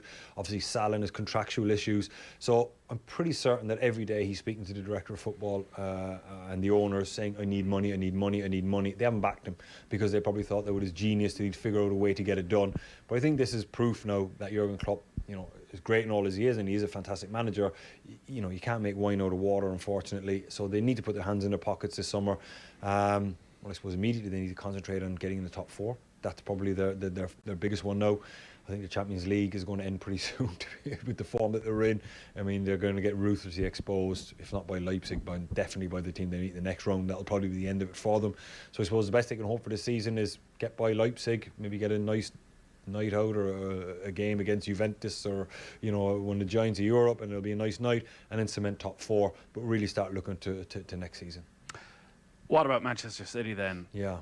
Without Kevin De Bruyne, without Sergio Aguero, so they have their own injury problems, but the form of Gundogan, of Sterling and of Phil Foden, 14 straight victories in all competitions. When you compare them, and maybe it's unfair to compare them to the City side of 2-3 years ago, are they getting towards that level now? They're on the way, but I'm pretty sure if you and me sat down and went over the last 14 games and we watched all of them, there'll be periods in the games and probably periods in that time period where Man City weren't great, but they were rock solid at the back. You know, so the games they didn't play well and they nicked 1-0 or they nicked a 2-1, it was built because they're rock solid goalkeeper, centre back number 6. You know, so they keeps the momentum going. Unfortunately, Liverpool don't have that, but Manchester City at the minute are on this winning run, not because of all these fantastic players, it's because of the lads at the back. What is it? How many? 7, 8 clean sheets? I think it is. You know, and very, very. How many goals conceded in the 14? It's only 4 or something, is it? I think that's their 14th goal they've conceded all season. Yeah, but in that 14 winning games, I think it's only 2 or 3 they've conceded. So that's what it's built on. Because when you can do that, it allows these world-class players, Foden, Gundogan, and, you know, De Bruyne when he's playing, and Sterling. They'll always get you goals. Man City will always score goals. Liverpool usually always score goals, but unfortunately, at the minute, confidence has been drained out with it in Liverpool, whereas confidence is sky high in Manchester City. You were a centre half, you're watching Ruben Dias there. Okay, he made one bad mistake today, but probably the first mistake he's made all season. He's only 23. He seems to have the leadership qualities. He seems to have it all. Yeah. Talk about him as a centre half and what it is he does. Everything you'd want from him. You know, and even the mistake he made today, Pep Guardiola won't be worried about that, because he'll know that if you take the kind of, I won't even call them risks, but chances that he takes. I've watched him so much. He does that so often where he sweeps across and doesn't just kick it into touch or doesn't just hook it away for a centre forward. He will try and control the ball and find a pass, and that's what the manager asks of him. but the manager will understand that there will be times he will get it wrong.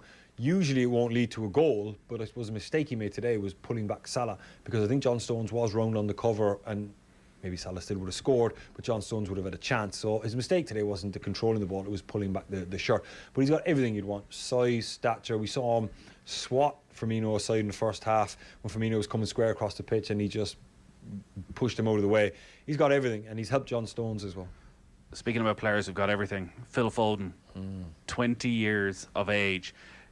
The run to capitalise on the mistake from Alisson, and to lift the head and to spot the run of Gundogan, and then the finish. Yeah. How good is he now, and where's he going over the next 4 or 5 years? Well, I suppose it was always a running joke that Pep would come up and say he's a world-class talent. They'll never play him for the last number of years, right? And he's obviously grooming him and getting him to a point where he would be not only a world-class footballer, but world-class tactically as well. And if you look at the amount of positions that he plays for Manchester City, left wing, right wing, false 9, as a 10, I mean, that just tells you that the understanding and belief that Pep has in him, and he probably spent those 2 years when he was working with him, instilling that in him, getting that understanding of the game, because he knew he had the talent. Everybody saw him, you know, with the England underage setup, he had that talent. But Pep has obviously seen that he had the mental ability or the mental aptitude to take on board what he's been asked. And you can only imagine what's been asked of him by a manager as meticulous and as fine detail as what Pep is. To be able to play all those positions for Pep Guardiola shows an incredible aptitude for the game. What is his best position? What's the position in 3-4 years' time, you think? Is he a number 10? Is he a winger? Is he a number 8? I think his best attribute is the fact that he's as intelligent as what he is. I don't think he'll ever nail down a position. I think Pep will continuously rotate him, you know, and he can fill him in any position. I suppose ultimately the only person that can answer that question would be Phil Foden. Where would you like to play? Where's your favourite position? What would you? And I'd probably guarantee he'd say number 10. He looks like the guy that would want to be central and involved in the game all the time, but he does great on the wings, does great as a false 9 for Pep. So his greatest attribute is his aptitude, his intelligence and his willingness to learn. Yeah, good stuff there from Damien Delaney talking to us in the aftermath of the game yesterday. We had live commentary of that, as we do of all the Premier League games, big Premier League games on Sundays. You can hear them on Off the Ball on News Talk. It is 8:47 this morning. If you want to get in touch with us, you can get us on Twitter at Off the Ball, and you can also get us youtube.com/Off the Ball. Now it's time for us to turn our attention to the Super Bowl, and it was pretty easy, essentially, for the Tampa Bay Buccaneers as Tom Brady won his 7th Super Bowl and crowned a remarkable season. Cian Fahey is with us this morning. Cian, this is not what we expected. Yeah, Ger, I believe I said last week on our preview show that the only options we had here were the Bucs winning a close game or the Chiefs blowing out the Bucs. So now let me get to all my excuses as to why I was wrong. The game itself was very, very weird. It was kind of a perfect storm of things going the right way they needed to for the Bucs, and the Bucs played a really rounded, really well played game. They played their best game of the season by far. Brady was clean. The running game, both running backs played to what you wanted from them, and defensively they were great. But it really is hard to not make the story about the Chiefs just because of how bad they were. It's the first game of Mahomes' career, apparently, where he hasn't scored a touchdown, or the offense hasn't scored a touchdown. They scored fewer than 10 points. This is the Buccaneers shut down this offense, and they did so in large part because Mahomes couldn't move. We didn't know just how bad his foot injury was until the game actually started, and then we found out on the day as well, actually, that he's going to have surgery after the end of the season. So it was very much a different game to what we expected. It was very much a different setup to what we expected, but still, you can't really take anything away from the Bucs because of how well they played, and in the end, they won convincingly. It's always a bit concerning where a few hours before the game, the big news is that your star player is so badly injured he will be having surgery as soon as this game is over. And you could really see it.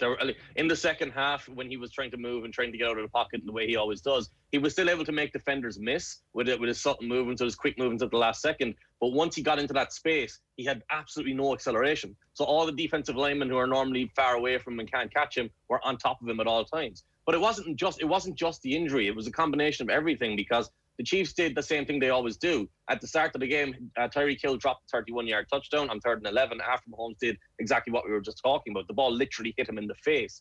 Kelsey dropped a first down pass on 3rd down to end another drive. And on that drive, their punter kicked the ball sideways to set the Buccaneers up in the Chiefs' territory. The only stop they had in the first half was that 1-yard stop after the first drive, was that one stop on the 1 yard line. So there was a lot of problems for the Chiefs early on. And until about late in the second quarter, start of the third quarter, it felt just like a typical Chiefs game where they're down by 2 scores. They're going to explode in a minute. It's all going to take off. And then they're going to do what they always do and win by 14, 15, 16, 17, whatever it is. And it just never came, because in the second half, after that long half time, Mahomes' limp suddenly became far more pronounced. So presumably he took the painkillers that the players are allowed to take. And after the long half time and then the sitting down and doing nothing for that long, it wears off a little bit and you start to slow down. Yeah, we should talk about Tom Brady and just how excellent in terms of diagnosing what it was that the opposition were trying to do. Neither team scored on their first possession, and it was cagey and it was 3-0, and it was like, okay, this isn't... And then all of a sudden, Brady started to open up and really understand exactly what the challenge that he was facing from the Kansas City defence was. And bear in mind, the Kansas City defence had essentially won them the Super Bowl last year. They were sensational in large parts in that fourth quarter in particular against Kyle Shanahan, the genius. Brady was like, nah, I know exactly what you're doing here. It was a stunning performance from him at this stage of his career. Brady was good. I think it's dangerous to praise him too much. And I will say he was very poor in the prior games in the playoffs to this. And this wasn't like those games where he tried to throw the game away and his team carried him and they got a little bit lucky. He was very good. He played very well. He connected with Gronk on 2 touchdowns. He had one to Antonio Brown that was really good. But part of them figuring out the Chiefs' defense was also the record number of penalties that they got in the first half. At the end of the first half, they had 6 first downs through penalty. No team in the Super Bowl ever has had 6 first downs in a whole game. So the defense there was being a little bit kind of destroyed by the refs. I have to say I hate talking about refs at all because I think it's boring and I think oftentimes they don't have a massive impact. But in the first half, after they'd struggled on that opening drive, they got 3 defensive pass interference penalties, and all 3 of them were extremely questionable. And one of them went for 60 yards on to Mike Evans when there was incidental contact and both players tripped over each other. One of them was on Tyrann Mathieu in his own end zone when it shouldn't have been called at all. And one of them erased an interception for Tyrann Mathieu that was a major point in the game, because that would have given the Chiefs the ball down by 1 score, and that was going to be back and forward in the first half rather than becoming the blowout scoring it was by halftime. But yes, Brady's intelligence to me is something we never really need to discuss too much, because he's done it for 20 years. Even when he's not playing well individually or as a passer, he's getting him in the right running plays. I think that was a key detail last night. You saw both Ronald Jones and Leonard Fournette running to space over and over again. Fournette's long touchdown came through a wide open hole on the perfect play call. And I think that's probably the element of Brady. Like, there's one thing, and it's only thing with Tom Brady that's understated and undersold a little bit, is his intelligence, his contribution to the running game, because he's understanding what the defense is doing at all times. He's a genius of a quarterback, and that's how he's got to 7 Super Bowls more than his individual physical talent. What's the main reason why the Bucs have got so much better from the Week 12 defeat to Kansas City? I'm not sure they did. I think that's why I'm reticent to overly focus on them. I think the Chiefs got worse, which, to be honest, isn't surprising. Their quarterback was injured, their left tackle was injured, their right tackle was injured. Everyone was hurt, and that dictated the game plan. But I do think the biggest difference between that team and this team was the defensive coordinator, and the defensive play calling from Todd Bowles was outstanding. They played to their strengths. They knew that Jason Pierre-Paul and Shaq Barrett and Vita Vea and Ndamukong Suh would be able to get to Mahomes and force Mahomes to take hits if they played back in coverage. So they kept 2 safeties deep all game. They guaranteed that Tyreek Hill wasn't going to go off the same way he did in the regular season, and it worked. They double teamed Kelsey and they double teamed Hill at the same time on the opening drive. And I think the failing that the Chiefs had in the first half was they didn't run the ball. They needed to run the ball more, which has been a criticism of Andy Reid in the past. Eric Bieniemy is the play caller now, technically, but Reid always has that massive influence there. So if they had actually looked to run the ball more, I think that would have put more of a different identity on the first half as well. But you have to say that the Buccaneers coaching was outstanding on both sides of the ball. Offensively, Byron Leftwich deserves a lot of credit too. So I think it's less so that they got that much better. It's not like they had better players or the players individually were better than what they were, or people who were hurt previously were available. I think the coaching just won out and they were outstanding. And you got the peak performances from everyone. Like, Leonard Fournette caught a couple of key passes. Normally, he's dropping those. He's constantly a problem in the passing game. Last night, he wasn't a problem in the passing game. He was a positive. Ronald Jones was close to fumbling on the goal line, but his knee was down, so they didn't actually call it a fumble. So outside of that, he was perfect as well. So you just got that consistency you were looking for from all the Buccaneers players. They always had enough talent. They just hadn't come together and played together properly throughout the whole season. I think isn't that it as well that has happened since then. Like, they were also the last team to have their bye, so there might have been a bit of exhaustion because they'd lost 3 games in a row essentially heading into that bye. Since then, they've won every game, but there was also this kind of element of the team beginning to understand exactly what they were trying to do, and their identity emerges. Maybe some of the tricky stuff that they were trying, maybe some of the ambitious stuff. They went back to first principles. Gronkowski emerges in the second half of the season as still somebody capable of playing at this level, and then goes for 2 touchdowns in the Super Bowl. It's stuff like that, I suppose. It's where they've managed to get impact from players that didn't look like where they were going to be impactful players at this stage of their career. Even Fournette, who's still young, but clearly hadn't lived up to his hype or his potential. Antonio Brown out of the league for a year and potentially facing down the barrel of a suspension next year. Who knows what his future is? But here he is catching a touchdown in the Super Bowl from Tom Brady. Brady, post New England, doing this. I'm very surprised, to be honest, that we've come 12 months on from Brady, his divorce in England, his divorce from the Patriots, to being Super Bowl champions. I think it's a remarkable story.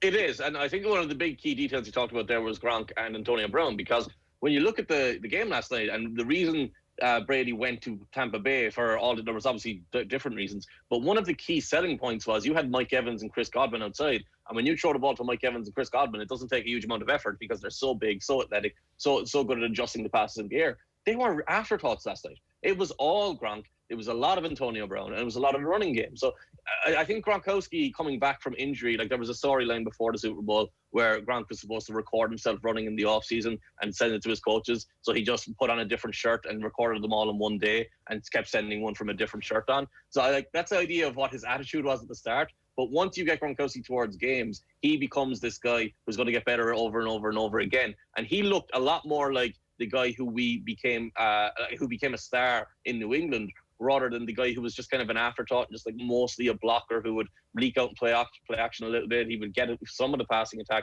But last night he was very much a focal point for them.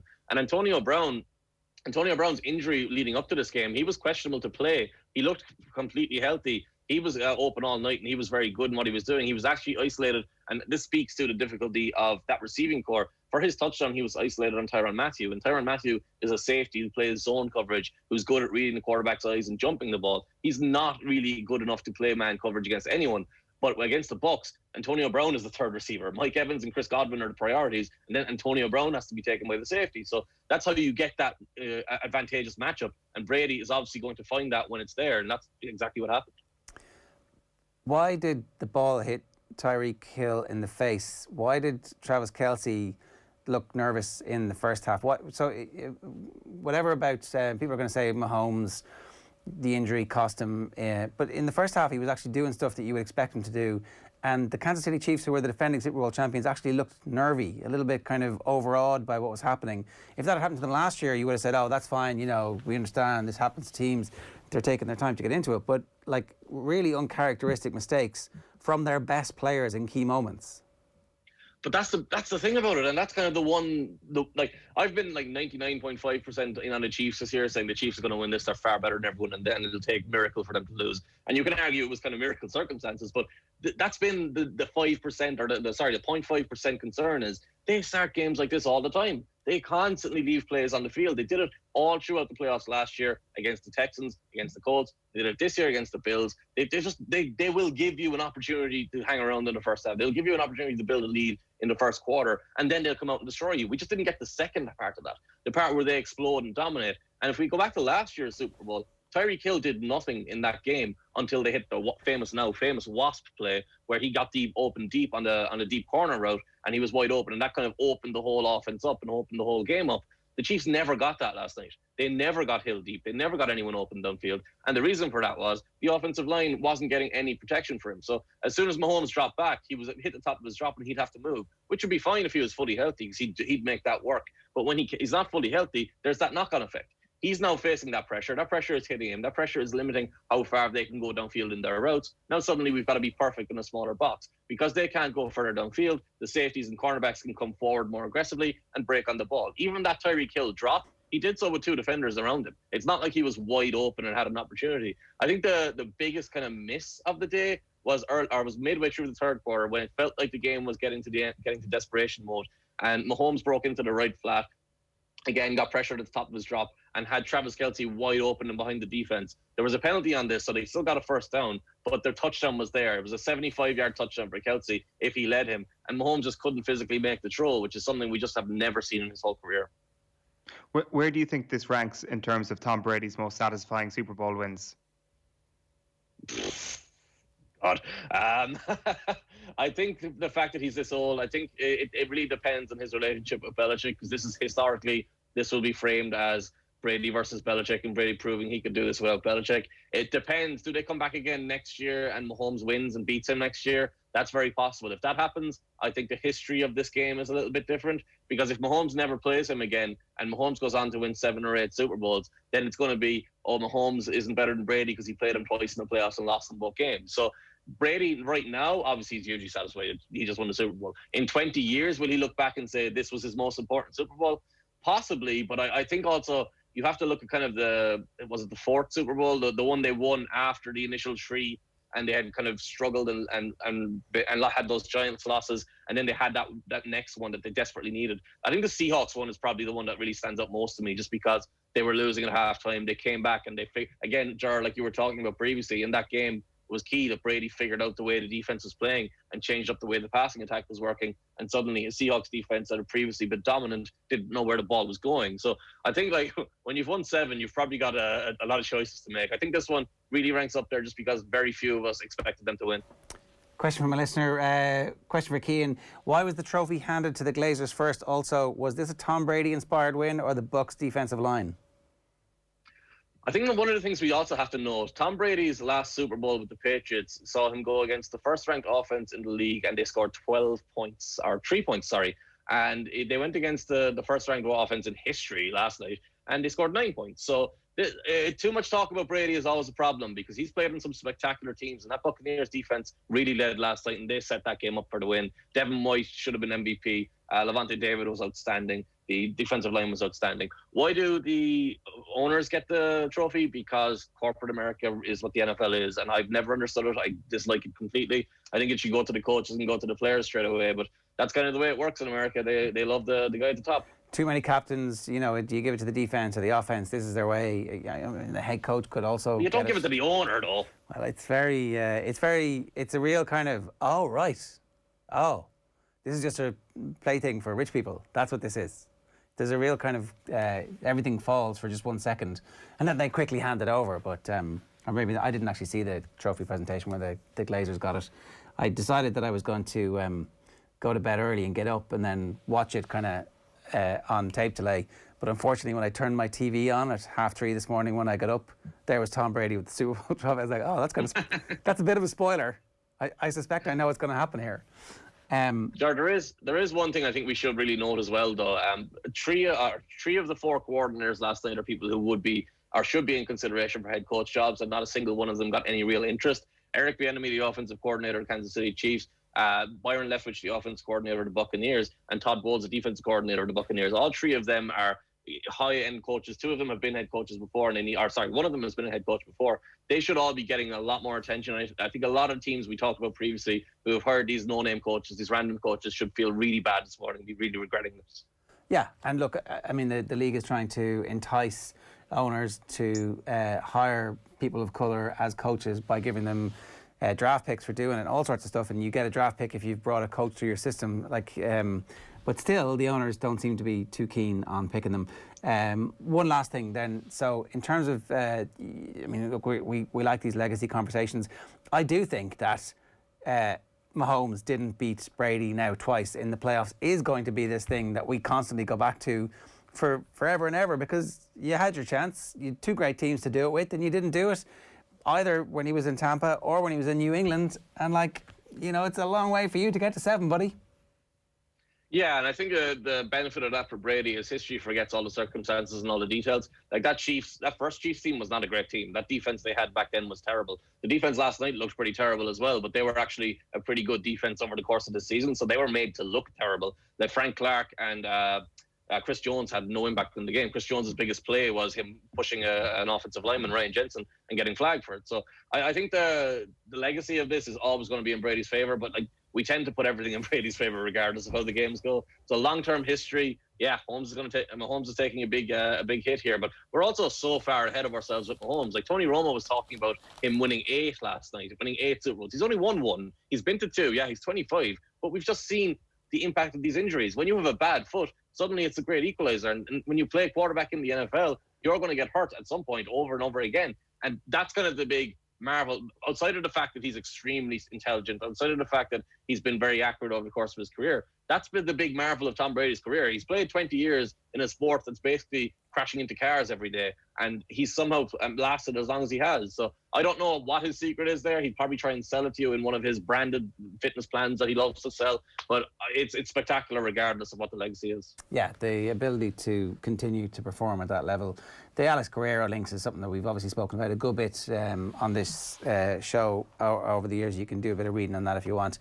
I mean, look, notwithstanding that, getting hit by the cars the way that they do, that level of impact is pretty sensational to still be out there at this point. It's his world, and we're living in it. Cian, good stuff. Thanks a million for joining us. Thanks, guys. It's Cian Fahey's thoughts on the Super Bowl there. Our Super Bowl coverage across OTB was brought to you with thanks to Now TV. Check out the Now TV Sky Sports Pass. You watched the first quarter, Owen, and then went to bed? Yeah, got up this morning then and watched the full highlights back. It's just a pointless exercise, isn't it? Staying up all night for something that, on a sporting level, can sometimes disappoint. The last time I actually did stay up the whole night was the 28-3 situation, and I saw that one through. I was very tempted to go to sleep at halftime in that one, and then the Falcons completely collapsed. So I've got, my form is good. I last time I did it, it was worthwhile, but I don't know. There was something. Going to bed last night, I thought to myself, I'm going to be waking up in the morning and Tom Brady is going to have the Lombardi trophy in his hands, and sure enough, that's exactly what happened. There was just a sense about it in the first quarter that this might be the way it goes, and that's exactly what happened. You do miss the halftime show is the only thing by going to bed, and the whole pageantry around that is something that you just can't get in the highlights afterwards. I haven't seen any reaction to it. I don't know very much about Weekend. Do you want to fill me in there? On the halftime show? Yeah. As I say, I went to sleep and I didn't actually see it, but by all accounts it was pretty good. The Weekend played the hits, and he obviously paid for a lot of it himself. This was the Weekend's show, and this was his own production, and by all accounts it was weird at times, but it was really, really good, and a really important moment for him. And I think a lot of people last night were like, oh wait, hold on a minute, the Weekend's got an unbelievable catalogue, and he's right up there in terms of the modern great pop artists. So by all accounts, it was just a raging success for him personally. And outside of Tom Brady, he is one of the massive winners of last night in Tampa. So we should go back and watch it. Is that your recommendation? Yeah, 100. It's on my list of to-do things today for sure. It was good. It was. I'm not going to lie. One of the things you definitely got from watching even the pre-game build-up was how uncomfortable it is to even see the fact that there were thousands and thousands and thousands of people in the stadium. Now, of course, a fair whack of them were healthcare workers who I presume are vaccinated, but I presume a fair whack of the crowd were also not vaccinated. And they did this big presentation at the start involving the head of the intensive care unit at a local hospital. She was there for the coin toss, and it was kind of like, this is worryingly ironic that all the crowd are there cheering for this woman who's obviously done incredible work over the last year, and this is a massive event on a huge scale involving thousands and thousands and thousands of people. Also, given that this came after thousands of those people were on the streets together like normal times in Tampa. That was just very jarring, and it was very, I don't know, it was just crazily lacking in self-awareness from the NFL last night, I thought. It's like, fair enough if you want to pack thousands of people into a stadium, but don't bring an ICU worker out into the stage and give her a round of applause, because you are not helping her cause by having 20-something thousand people in the stadium. Fair enough, the healthcare workers should be there if they're vaccinated, and that was a really good idea. But there was a part of it that kind of made you feel a bit uncomfortable. All right, let's get to some of the comments that have been coming in across the show. Des on YouTube says, lads, forget about the fact that Liverpool were in the game until Alisson lost his mind. Forget the genius of Foden. Keane got his viral soundbite, so Keano won Super Sunday. What was Keane's excuse when he was thrown out of United? His excuse was that it was everyone else's fault. Should have left that club a good champion, but he left a bad champion, says Des, who I suspect is a Liverpool fan. Connor Hines on YouTube says, Harry Byrne, if we're going to go through a rocky period of 10, it might as well be developing future talent rather than just a fill-in. Patrick McHugh says, the Irish team in the World Cup is done, and yet a lot of the same faces were there yesterday. We haven't moved on. We're not getting better. We're getting worse. That's a big concern, right? It is a big concern. Same identity of the starting 15, very similar. Now, there were some signs that the performance was getting better. We don't know. Would have been interesting to see what the game would have been like if it was 15 aside. But my question really about are there repercussions for getting red carded, and are there repercussions for what Billy Byrne's performance level was? Should he be dropped? Do you drop those players who don't play well? Is there suddenly a danger of being dropped and you getting out of the team? Like, there absolutely has to be, and there will be, because they happen to be in two positions where the starters aren't necessarily nailed down. Like, I think Peter O'Mahony, in fairness, is as close as you're going to be to being nailed after maybe Johnny Sexton is in that team. But I still think that there's enough depth in the back row for your position to be under threat if you do something like that as a back row. With Billy Burns, it was the toss of a coin really all week between himself and Ross Byrne, so he's clearly going to suffer the consequences immediately. He gets dropped. Like, if Sexton's injured, like, Ross Byrne starts ahead of Billy Burns, you would have thought. Like, that's a fairly easy one. But O'Mahony, it's a little bit different, because I think we spoke about this earlier on with Alan Quinlan, that there is a lot of credit in the bank for Peter O'Mahony. But one of the worrying things from what Alan was saying earlier on is that this isn't the first time this season that he's seen something like this from Peter O'Mahony, and that's something that probably needs to change from his game, being on the right side of aggression rather than clearly the wrong side of aggression, where if you have a propensity to do this, you are going to cost your team time and time again. Right. Now, here's what's coming up on OTB Sports Radio today. It's 12 minutes past 9 this morning at 1 o'clock on OTB Sports Radio. You can get this on the OTB Sports app, or you can get it on otbsports.com. Just hit play there. It's our full-time sports radio station for you. OTB Gold, Dr. Harry Edwards on OJ. This is a brilliant interview that we did back when the OJ Simpson documentary series was out. Harry Edwards features in it. History of Sport lecture series from Paul Rouse at 3. Culture Hall of Fame at 4. Is Louisa Harland of Derry Girls, and OTB Gold is Centaur, an interview with Declan Murphy, the jockey, who suffered a fairly horrific head injury and then had to really essentially reinvent his life.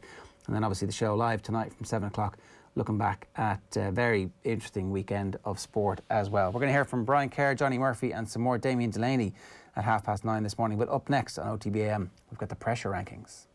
OTB AM.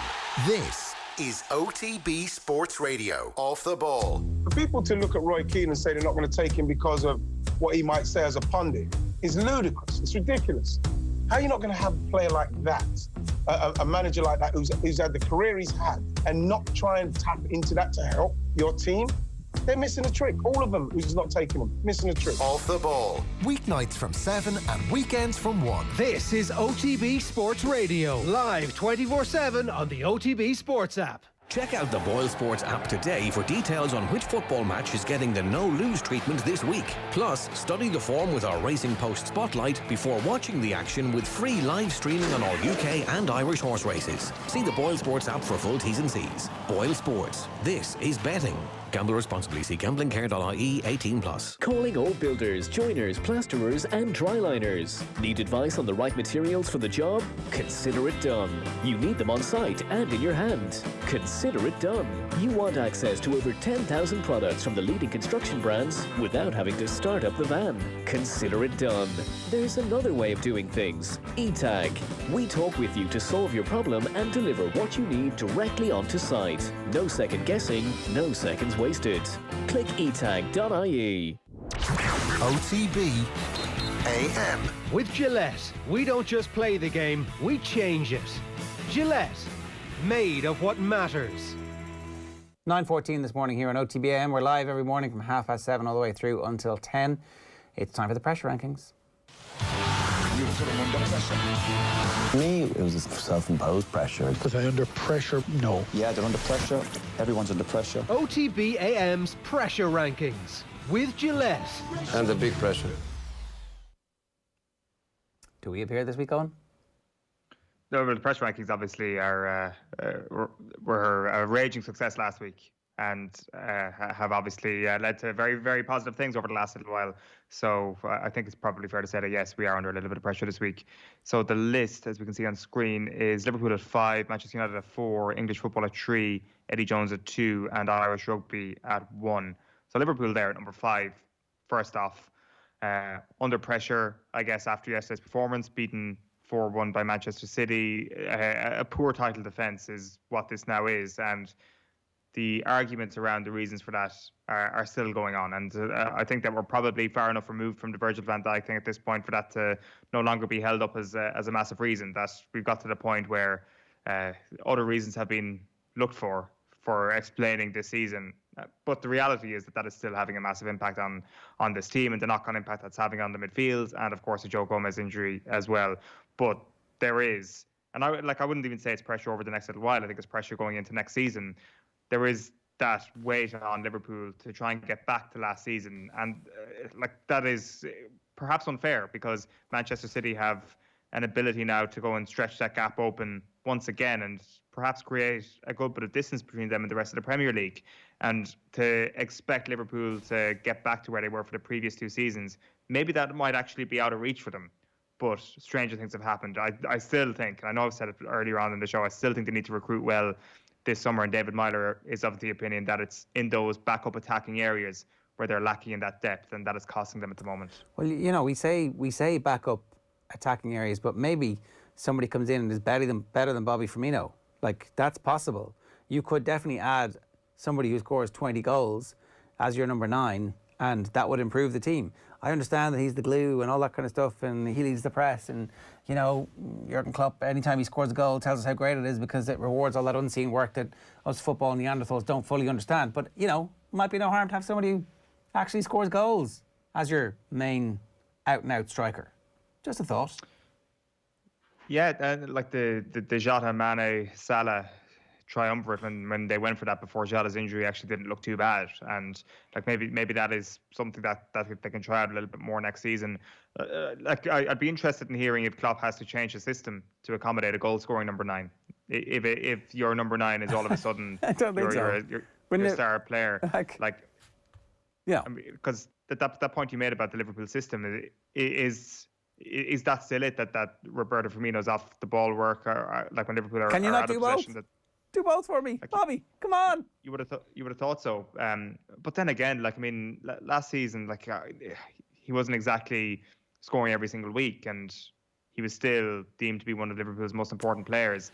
Like, there is truth to the fact that the way in which he operates is very important to Klopp, and that type of number 9 is very important. Of course, the cherry on the cake would be to add a few more goals. And if there is a very similar sort of player who can do that for you, then maybe it is worth investing. Like, it's interesting that at the start of the season, Liverpool had won the transfer market. They had won the summer transfer window because of the signing of Thiago. No football was needed to see that Liverpool had clearly won the transfer window, and I guess maybe a little more time was required, like maybe a bit more patience with the injury for him coming back from that, and actually seeing how he fully performed was required before actually crowning them as winners of last summer's transfer window. But it's just going to be another massive few months for them this year, because there is still, like I say, a few players there who you say this is a team ready to win a title still. If you can keep Salah, if Mane gets back to his previous levels, you got someone like Trent Alexander-Arnold who could still get better. Yeah. Like you have a team ready to win, but there is also other areas of the squad where you're like, the clock is ticking a little bit. Look, I think Curtis Jones has been good. I think like he takes a step up, and all of a sudden the kids at Liverpool are getting the same kind of heat and buzz that the kids at Chelsea and Manchester City are getting. And okay, so let's move on. Manchester United, number 4. Yeah, Glazers won the Super Bowl, so the Glazer double doesn't look likely anymore. But one half of it has been done. It did look going into the championship game before Buccaneers won their first trophy this season that the Glazers could actually do the double. But since then, it's actually been their Manchester club who have let the side down a little bit. They haven't had an amazing few weeks, obviously, conceding late on Saturday night to drop 2 points against Everton. And yeah, the Manchester United letting down the Glazer double basically, and that is why they're under pressure. Are there lessons? I mean, I always try and look for some kind of common behaviour between the sports franchises owned by the same family, and it's hard to discern anything at the moment in terms of similarity. They've got an old wizened head coach who's been around the block, who's just acquired some of the most gifted talent that the league has ever had. And at Man United, you've got essentially a very young, a kid in management terms, in charge. And I don't know. I can't see. I can't see parallels at the moment that would make you think, if you're a Man United fan, yeah, the Glazers, they really know exactly what they're doing, and they've got a template here. You know, it's not like John W. Henry and his Moneyball approach to life, where they're looking for value, they're looking for long-term investment within the business to make it self-sufficient, to trade off the former glory, to use that as the type of leverage to bring incredibly gifted administrators, coaches. It's just like let's throw money at this thing and eventually it'll stick. And it did stick in the Super Bowl, and it hasn't stuck in the football. Yeah, I don't know. Like there's two things are obviously completely non-comparable whatsoever. I think there's been some comparisons made over the last 24 hours or so as well, which is obviously just totally ridiculous. But yeah, maybe a little bit of pressure on Manchester United. Next up, number 3, England football, because of Phil Foden's masterclass yesterday. The excitement is certainly rising for football to come home this weekend. 55 years on from Jules Rimet gleaming all around England. Phil Foden, the top of the pile really when it comes to this class of English footballer. Jack Grealish having the season of his life as well. Bukayo Saka, Mason Greenwood, incredible talents as well. You've got James Maddison shooting the lights out at times for Leicester this season. And you've got the wise heads of Raheem Sterling and Marcus Rashford. Too much talent, if anything, at England's disposal. And with the Stockport Lionel Messi now in Phil Foden properly finding his feet at a world-class level, the question really is not if they will win the Euros this year, but how many consecutive European Championships they are going to go on to win. And in Wembley as well. The hallmarks of 1966 just can't be avoided at this point. They are going to win a major trophy in their own backyard. Jadon Sancho, of course. Jadon Sancho, who I didn't even mention. I mean, this, we often do this in jest, Owen, but that's a terrifying array of talent that they have. If they have anybody with any kind of managerial nous in charge who can actually get all these players to play together at the same time, that's an unbelievable attacking team they have. It's just whether or not they have enough good quality centre-backs who can play together and manage a defensive line. Yeah, I'm sure that England fans will have been very excited by John Stones' form this season. They might have had a little bit of an up and down experience watching Harry Maguire this season, but in goals you'll have someone like Nick Pope who's looked brilliant all season long. And there are different areas of they've got just countless fullbacks that it doesn't matter. You don't have to be concerned about how Trent Alexander-Arnold, for example, has been playing this season. That defensively they've got depth and they look good in every position. That I actually don't think that when this thing does eventually blow up in England's face this summer, that we will be looking back and saying, well, actually, was that team any good? I think we look back and be like, that team was absolutely star-studded, regardless of what happened. So it's either going to be massive regret, or it's going to be like, well, this team deserved to win the Euros. And that just is a huge amount of pressure on Gareth Southgate. This is vastly different, I guess, approach that he's going to have than the last World Cup. Like the last World Cup, we'd almost got into this routine of realising that England were always going to mess up in some way. And the squad actually just didn't look that good. Maybe it looked a little bit inexperienced going into the last World Cup. And then they kind of surprised everyone. And they almost got themselves to a World Cup final. And Gareth Southgate was brilliant at actually overachieving a little bit, it seemed, with that group of players. It's not an overachievement if they get to. Do you remember that team? Because that team we were talking about it the other day is a completely different team. The team that started against Croatia in the World Cup semi-final, it had Harry Maguire, John Stones, Kyle Walker, Jordan Henderson, Dele Alli, Jesse Lingard, Ashley Young, Kieran Trippier, Harry Kane and Raheem Sterling. The team that they have at the moment is amazing.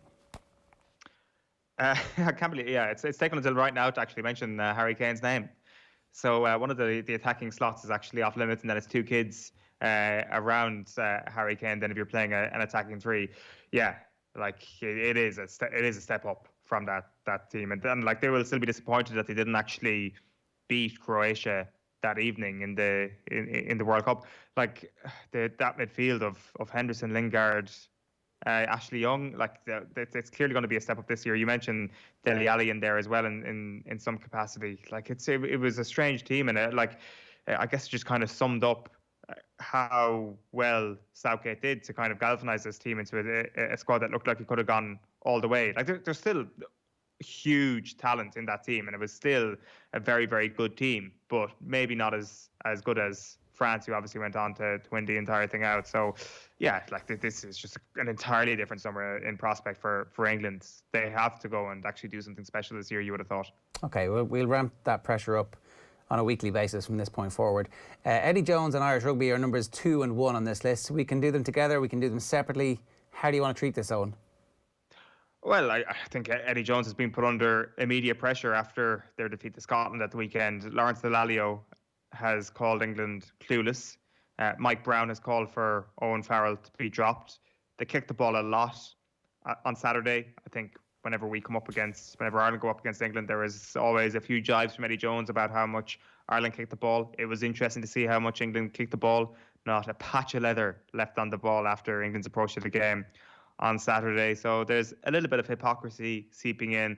There's a lot of mediocrity seeping in. While Scotland were brilliant, and while this was just a fantastic story, and it's great to see Scotland actually achieve and deliver on the promise that they've shown over the last couple of seasons, there's going to be a lot of questions around this England team. The one thing I will say is I do not want to be an English opponent anytime soon. I think there will be some sort of backlash, but that backlash will come as a result of the pressure that's now on this team. I think it would be good to get them while the Saracens players are all in the second division having the crack. Yeah, and that will be the story for the entirety of this tournament. Like, I guess if you're thinking about maybe the last World Cup cycle, there was a time in the middle when England looked like they had regressed considerably, and maybe we're going through a similar period now where they're actually just putting the feet up and they're like, nah, we're grand, we're okay with being crap for a couple of seasons, and then come 2023 they'll probably be amazing again. That's maybe how this works. But you know what, this is how the pressure rankings works. We've mildly slagged off England here, so what is going to happen is that this very clip is going to be circulated on England Online or whatever is the equivalent the week before they absolutely annihilate Ireland in this year's SixNations. They're not going to annihilate us this year. No, they're coming here. It's been oh, sorry, yes, it's not going to happen. Or just Dublin. Let's wait and see. Let's see. Maybe the Vinopolas can, get some conditioning into them. It's obviously only going to be Billy who's playing against us, but let's wait and see. I feel good about the England game. Just like I felt good about the Wales game. Then that brings us beautifully on to number 1, Irish Rugby under pressure. Like, I guess it would have been under more pressure maybe had we truly got ourselves ahead of ourselves last week. If you didn't like what you heard last week, then wait till you rewind the clock to how we sounded after their Grand Slam winning year of 2018. I think last week was all based on what Wales had shown in 2020 as much as anything else. So yeah, Irish Rugby just under massive pressure after yesterday to actually put themselves down to 14 men. They actually responded to the last situation on within the game pretty well, I would have thought. But then, I mean, what happened at the end was just a clear cracking under that pressure. So, yeah, Irish will be in a tough place. France is not the team you want to be playing this week. That is for sure. They looked unreal on Saturday afternoon. And the thing is, if it was France they come up against yesterday, and it was France who had 14 Irishmen to go up against, things could have been a hell of a lot worse. In what way? They would have been beaten? They would have been, yeah, like they would have been beaten by a bigger margin, I would have thought, if it was France or if it was Scotland. Like that is a terrifying prospect here. You don't want to get a man sent off against Scotland at this point. But no, I like, clearly we've spoken a lot about it this morning. Ireland rugby is right at the top of the pile when it comes to pressure at the moment. Who's the pressure on? Everyone. Like I think that whoever starts at number 10 the next day, there's going to be a huge degree of pressure on that position. And maybe that plays into what Alan Quinlan was saying earlier on about maybe just throwing someone like Harry Byrne in there. Maybe this is the perfect situation for somebody to actually start their first test game where the pressure is so immense that not so immense, so like that's probably overstating it a little bit, but things seem pretty grim that actually there will be a weird freedom to that, if that makes any sense. That you'll think to yourself, right, we're really up against it. We're coming up against a really good France team, and we've had a bad defeat in the first week of the Six Nations. This could be a good opportunity for you to actually exceed expectations, because the expectation might actually be quite low.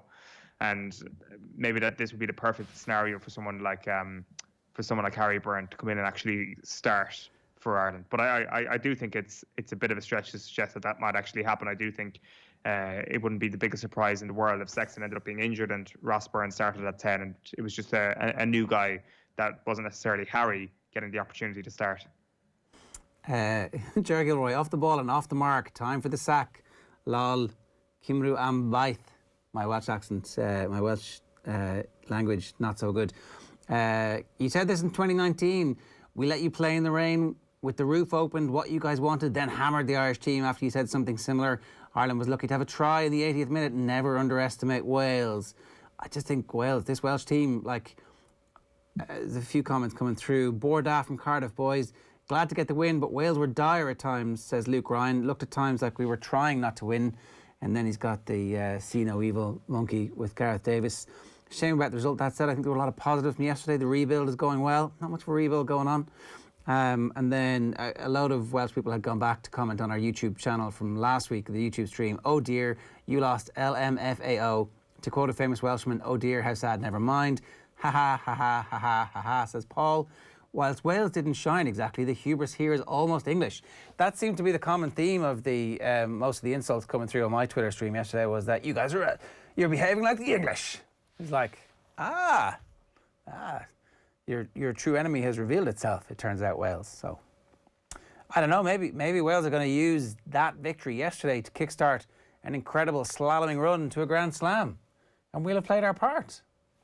Yeah, like I think that obviously you will have been hit with a barrage of Welsh abuse yesterday, but the Welsh people don't know that you were the person who tipped them to actually win the Grand Slam a couple of seasons ago, when not many people actually saw it coming. I know. Like, that was the weird thing here is that, like, I mean, painting this show as people who are not big Welsh rugby believers is completely wrong. It just reached breaking point, finally. We'd had enough, and this was our chance. And it was clearly our chance to go and beat them. And we have a man sent off and can't find touch from either of our out halves. And we, it's not a very good Welsh team. This is not Wayne Pivac's dream. They were not very excited about the victory at the end yesterday because they knew they got out of jail. That's this week's Pressure Rankings. OTB AM's Pressure Rankings with Gillette. Right. It is 9:33 here this morning. We've got Brian Kerr, we've got Damien Delaney, and we've got Johne Murphy still to come. A reminder, OTB AM is live in association with Gillette. Good morning. Start with Gillette, giving you the confidence to tackle the day ahead. Stay tuned. England have a lot of good young players at the moment. We saw Raheem Sterling, who's still only in his mid-20s. They have the likes of Jadon Sancho coming through, Marcus Rashford. Foden, in terms of the next 3-4 years, are we looking at someone who can go on to become one of the great world players? Is that the level of talent he has? Absolutely, because he's working with a world-class manager, a world-class football club. They're going to be competing every year at the latter stage of the Champions League, the Premier Leagues. He's going to be a winner. He could be that world-class player that maybe, every team that's done well in international football has that one world-class kind of player that could turn a game on its head, and he looks like that could be that for England. I mean, England had some great players over the years, but have they ever had that real one world-class player, with the exception of maybe Wayne Rooney? But maybe I think Phil Foden is kind of on a level above that as well, you know, where he could kind of come into pockets and dictate the pace of game and dictate what he wants to do in the game. So he certainly looks like he's that kind of player, and I hope that England find a place for him or find a system for him, and I hope that if England do play him on the right-hand side, that Gareth Southgate can find a way to get him in the game, because it would be a shame if he ended up just being a right-side midfield player, getting up and down, helping the right-back, and became a bog-standard player, you know. So I hope Gareth Southgate realises what he has in his hand, and I hope he can find a position for him, maybe in the 10. It does feel like it's a defining weekend in the title race. Yeah. Liverpool can't come back from here, but also Manchester United conceding last kick of the game against Everton through Dominic Calvert-Lewin. And those same old problems, Harry Maguire and David De Gea. Do you see any way back for United? In terms of winning the league? Absolutely not. I was never ever concerned that Manchester United win the league. They have a recurring theme, Manchester United, that when push comes to shove and they have to perform, they invariably let you down, and that's a mental issue that they have at the minute. And I don't mean that. Is that what it is? When you look at Harry Maguire, who, if we're talking about England, will be their starting centre half at the European Championship this summer. When you look at his technical ability, is it a technical thing that he's not leading that defence right, or is it a mental thing? I think it's just he's not a good enough player to play for Manchester United. That's very unfair of me, or harsh of me to say that. But when you I'm comparing him to like a Ruben Diaz or a Rio Ferdinand. So when I say he's not good enough, I don't mean that he's just not a good player. He's a very good football player, definitely. But he's not the Ruben Diaz. He's not Rio Ferdinand. He's not Nemanja Vidic. He's not Jaap Stam, and he will never be that. Unfortunately, he's not Virgil van Dijk. He's not that dominant main man centre back. You know, he just isn't. I think Lindelof's a better player, if I'm being honest with you. You know, I think Lindelof comes in for an awful lot of criticism, but I'd have him. If you asked me to pick between, you know, Lindelof and another, or Maguire and another, I'd take Lindelof and another. Whenever we do commentary of a game that involves a goalkeeper that you once played with, you're always very harsh on them. You're always bringing up the mistakes they made. Centre-backs are clearly very unforgiving towards their goalkeepers. It sticks with you for a long time. Yeah. Poor old Alex McCarthy, I think, is it who gets he's doing all right. He's doing all right. Well, aside from the 9 goals he conceded there the other night. When you look at, say, David De Gea and a feeling he should have been braver for Dominic Calvert-Lewin's goal, do you look at that Manchester United team and think there's probably a team that have lost a bit of trust in their goalkeeper? No, because I mean, up until yesterday, he was actually probably in the best period that he was having. He was making some good saves, and the mistakes seemed to have been cut out. I think it was the parry into the path of for the first one, is it, when it went to 2-1. I think that was a mistake where he looked like he was frightened. He thought he was going to get clattered. But lack of concentration from him. Again, he was a world-class goalkeeper. He's dropped off in the last number of years. He's still not at the same level as Alisson and Ederson. So, but all round Manchester United have I think have problems. You know what I mean? They had 3 stabs at getting out of the Champions League, and they crumbled in each and every one of them. You know, all they do is win 1 game from the last 3, and they would have been to knockout rounds of the Champions League. You know, they went to Manchester City in the League Cup semi-final. Again, crumbled. This week, they probably knew was a defining week because they put themselves top of the league. And as soon as you go top of the league, you are now the hunted, you're not the hunter. And as soon as you go top of the league, it brings a different type of pressure, because all of a sudden you've got something to hang on to and you need to maintain it and extend the gap. But I mean, as soon as they were like second, third, they were doing okay, winning games, creeping along, doing really well. But as soon as they went top of the league, they crumbled. And I think every time you look at this Manchester United team over the last number of years, whenever the pressures comes on, when anything's been expected of them, when anything, somebody's like today, Manchester City were probably told, win this game and the league's done, we're going to win the league, you know. And they went out and they won today emphatically. Whereas Manchester United, you know, would have slipped up. Going to Arsenal, slipped up. You know, yesterday, 3-2 up in injury time, could have kept up some semblance of pressure on Manchester City, but they gave it up, you know. And I just think that's a mental issue with the team. And that's why I was never in fear, even when they went top of the league. I mean, Joe dragged me into a thing there where I was getting crucified by Manchester United fans, and I was there going, it's only January and you've just gone top of the league, you know. So well, today you're going to be crucified by Liverpool fans and Manchester United fans. I didn't say that about Liverpool. I think Liverpool are fantastic, but I think even the most optimistic Liverpool fan will admit that they're not going to win the league this year. Well, we look forward to covering the race for the top 4, which is going to be thrilling between now and the end of the season. Yeah. Great That's stuff, probably it, yeah. That is it. All right. Thanks. Thanks a lot. Well, Brian, we watched a very entertaining match, you'd have to say, between Wolves and Leicester City. No goals, though, in the end. It finished 0-0. Not a great result, I suppose, for Leicester City if they've still harbouring ambitions of getting a top 4 place this season.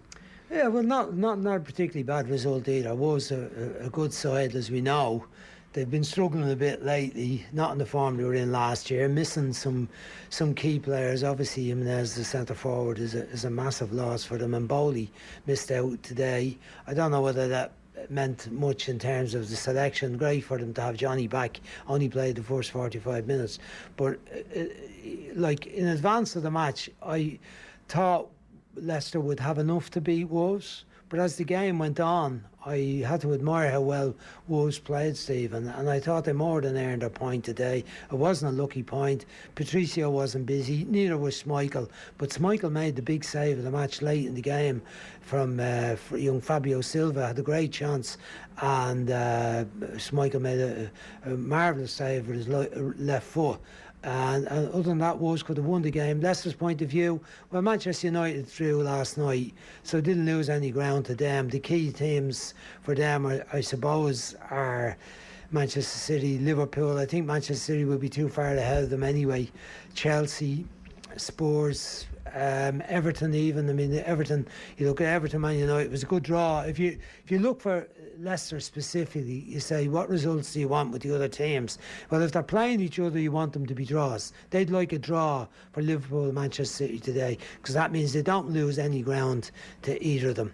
And that could well happen. So it wasn't a great result for them, given their away form. They've been very, very good. You pointed out before the match, I think with 11 games, 8-2-1. Is that right? Only one defeat in the 11 away games. So from that point of view, but it's hard to put a rationale on that and why their away form has been so good, because there's no crowds in the stadiums. That's one reason for it. But why is their own home form not so good? They've lost 5 at home. It's probably because the opposition goes away to them and don't feel threatened or no hostility towards them. But it was a fair result no matter what way you look at it.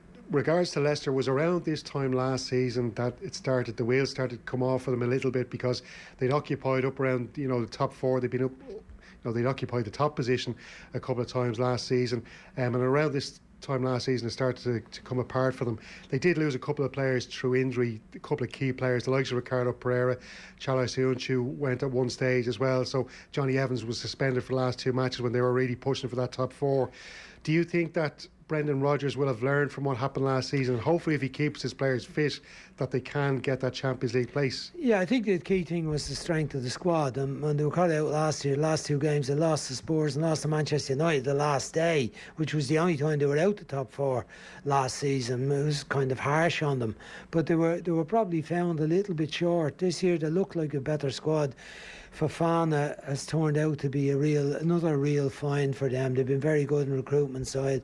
Pereira's got back, he's back fit again, although they've done fine in the full back positions. Castagna, good sign. I didn't think he was having a great game against Leeds last week, but he's another player. He's out today. Indeed, he's out. Mendy's out, we mentioned earlier on. In the light of that, and Vardy been out also, I think they've handled it quite well, and the results have been reasonably consistent given that, and it gives them a very good chance. I mean, it's not like everybody else has been remarkably consistent. It's wide open now for someone to get a grip of it. The European stuff will have an effect on some of the teams that are up there, including Leicester, the match with Slavia Prague coming in. So it's all up for grabs, as they say. I think Manchester City are the only guaranteed team that are going to make the top 4 as far as I'm concerned. The others, it could go either way for Manchester United, Liverpool, Chelsea. I think Spurs are out of it. Leicester are certainly involved in it. Everton are involved in it. But I think it'll probably come down to I think Liverpool will make it, and I think it'll come down between Chelsea, Manchester United and probably Leicester. I can't really see any of the others having the consistency required to make that top 4.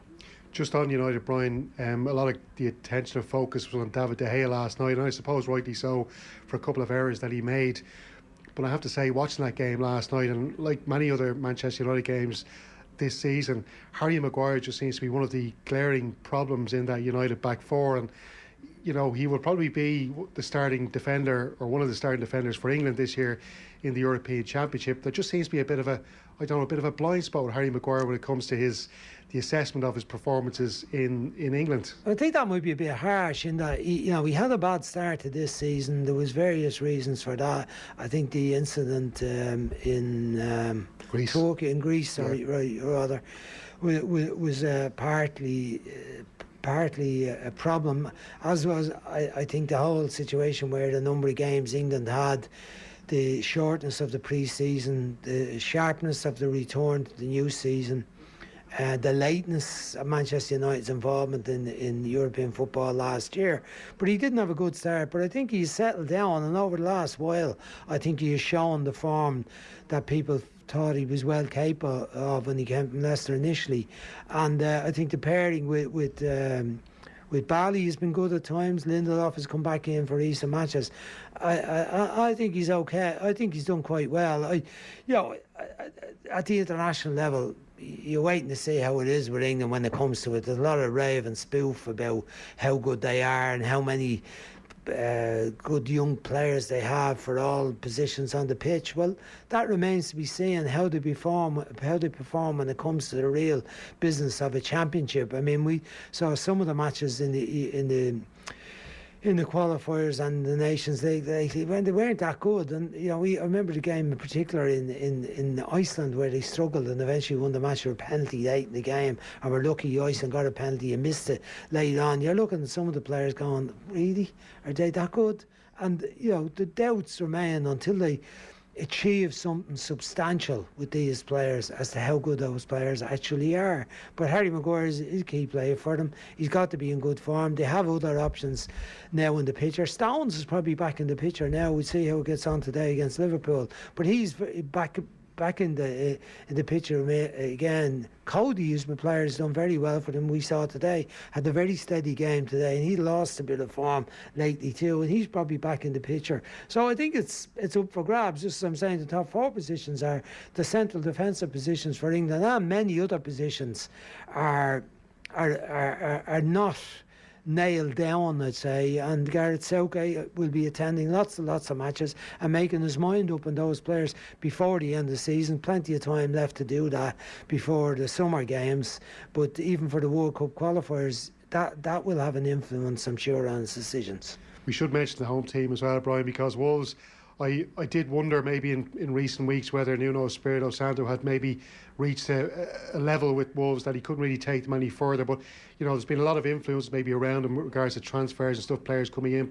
I don't know how much control he has about the type of players he recruits or whether. I think he has a fair influence. That's Stephen. I'm looking today how many players from Porto now play for Wolves, and they're Portuguese, and he's Portuguese. So I think there might be a bit of a link there. He does have his Pal Mendes, doesn't he, as well in the background? But you look at the players they signed. They're generally Portuguese or Spanish. Well, Spanish centre forward. They were under a bit of pressure. They took Jose, but again, I think they were back today, though. I think it was inevitable today, the dip. 2 great seasons, finished in 7th place, same group of players taking on European football, and today they found a way to get back to that form with that formation. Then Dunker going back in, not the same players, but Johne can back into a Cody back at his best, goalkeeper to comfortable time. Semedo certainly as good as Matt Doherty as a full back, whether he is as a wing back, because Doherty was very effective and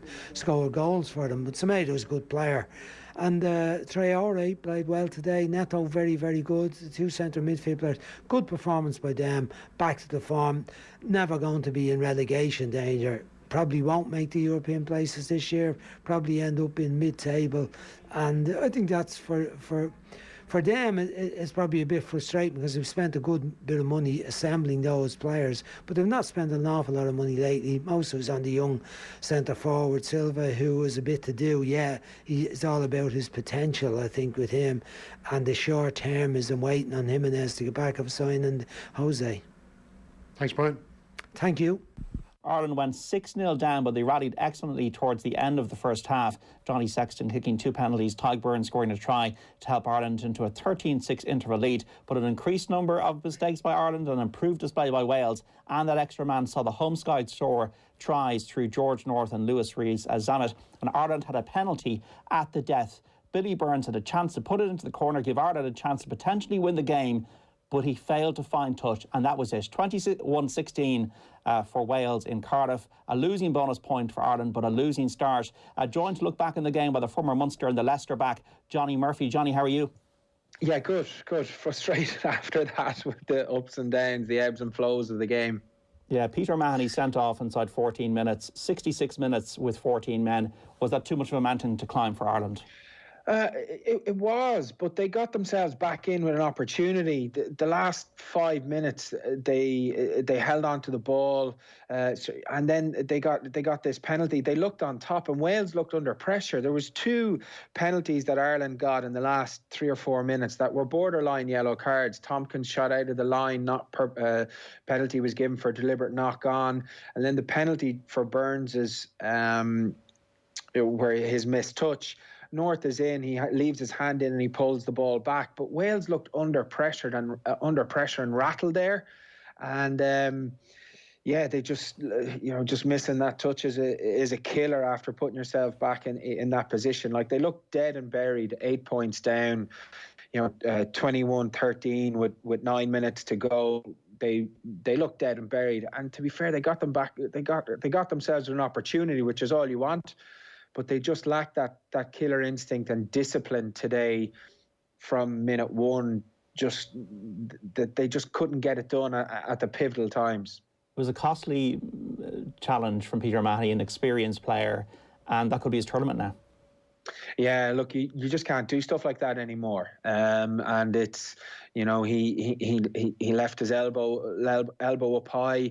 I wouldn't say it was mistimed. I'd say it was ill-timed challenge. He didn't have his head up, and there are a couple of things that make it one of these so-called rugby incidents. But people have to have a duty of care, and any contact to the head these days, it's very much a straight red, and rightly so. It was kind of reckless, is how I'd see it, really. But it just puts them under pressure from 15, 16 minutes into the game.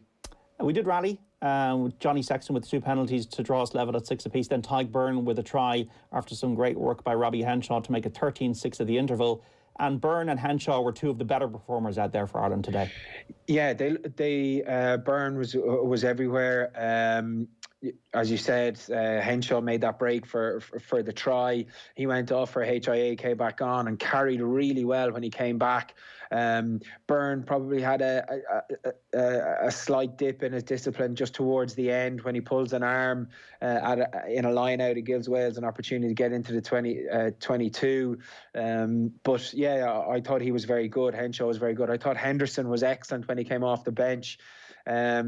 So early, he put in a really good shift. He came in with after about 25-30 minutes gone for James Ryan, who went off. But at half time, they were good value for it. I felt they were, they were good, and they really did go deep. It was just that last, I suppose it was that middle hump. They got kind of flat-footed between that 60 to 72 minute period. And then it got back into the game. But I thought the bench did really, really good, brought some really good energy. Great to see Tadhg Furlong, but discipline just really, really costs you when you're a man down, and being ill-disciplined at pivotal moments really, really cost them today. Yeah, there was tries from George North and Lewis Rees-Zammit in the second half that gave Wales that platform to win. Johnny Sexton went off with an injury. James Ryan went off at HIA. And I think we could see with Billy Burns that maybe it just wasn't his day. He didn't really seem to get the pitch of the game right. And then we had that incident at the end. Look, you have to feel for the guy from on a human level. Absolutely heartbreaking. I suppose from a very professional level, it's something that he won't want to look back on. No, it's difficult to come into a game when it's in the melting pot and you have to acclimatise so quickly in a pivotal position. I suppose that the fact that he kind of came on and then went off and then came back on again might have kind of just caught him a small bit. But even in that last period off the phase, when Gary Ringrose, they have a break, Gibson Park came on, he was excellent, really challenged around the sides of Rooks. He puts Ringrose into a hole, he's up, nearly gets through. Tuprick makes a tackle, and they have loads of space out wide. They look to shift the ball, and Billy Burns throws the ball to deck. Like that, stuff like that. Literally in the clock in 80, you can't afford to have those inaccuracies at those pivotal times, and that really cost Ireland in the last. That incident. They still get the ball, they get in, get a penalty. But that lack of accuracy at the end is, as you say, from a human side, feel really sorry for him, but from a professional side, you have to have that killer instinct at international level. We grade players often in newspapers and in discussions. How would we grade Andy Farrell and his coaching team today on the sideline in terms of the calls they made, Johne? I thought they were good. We played with a good bit of width. As I said, covering the game, we had we varied it quite a lot. We had some really good short runners and two lines of attack. Felt comfortable on the ball when we held the ball. I suppose the big thing, and I've said it numerous times now, but their lack of discipline. But it's not by inexperienced players. It's by really experienced senior leaders within the group. Peter O'Mahony, Conor Murray gives away a penalty for shepherding off a Welsh box kick. Keith Earls misses one in the air. That stuff is tough, and it if it was Will Connors coming off the bench, you probably forgive it a bit more. But the fact that it's seasoned internationals, that's something that they really need to click down. But from an overall perspective, I thought there was a bit more expansion. It's very difficult to see how to grade the set piece, given we were 7 forwards, so the line out malfunctioned at times. But Peter O'Mahony is one of the big jumpers and big leaders in that area, so it's difficult to grade that, I suppose. But in their multi-phase attack, I felt they attacked well. They won a lot of kick battles, and people are going to say, they kick too much, but they're a man down for 60 minutes. You have to kick the ball. You have to try and make sure that the game is played consistently in their half. And at times they were very good, but again, just discipline. Discipline is something that they're going to be speaking about a lot this week, I imagine. Yeah, just to finish, Johne, look, no Triple Crown. We were hoping for 3 wins as a barometer for the campaign. We've lost to Wales now. We've got France after a 40-point tonking of Italy coming to Dublin on Valentine's Day. Our backs are against the wall now. Yeah, and I think with the injuries that happened today and the suspension that's going to be coming down the line, it's going to give other people opportunity, but it's going to be difficult. the French team are a different animal to what they have been in 2-3 years previously, given Sean Edwards' involvement. They were good yesterday. Clinical, they've Dupont, who's one of the best players in the world currently at the moment. Their line speed and defensive effort is relentless. It's going to be a big tough ask, and away teams, I'd love to see the stats in all sports in terms of the away victories. I'd say they're gone up a good bit given the lack of crowds, and it's going to be difficult with no crowd to try and get when the momentum shifts away from you. You saw it yesterday in the Scotland-Welsh game, Scotland-England game. When the momentum shifts away from you, without the crowd, it's very hard to grasp it back. And that could be something that might not go too well for them next year. The injury bulletin will come out in the next few days about Johnny Sexton, about James Ryan and that. But Peter O'Mahony knows he's going to be out of the French game at Lansdowne Road this day week. Who should be coming in for him?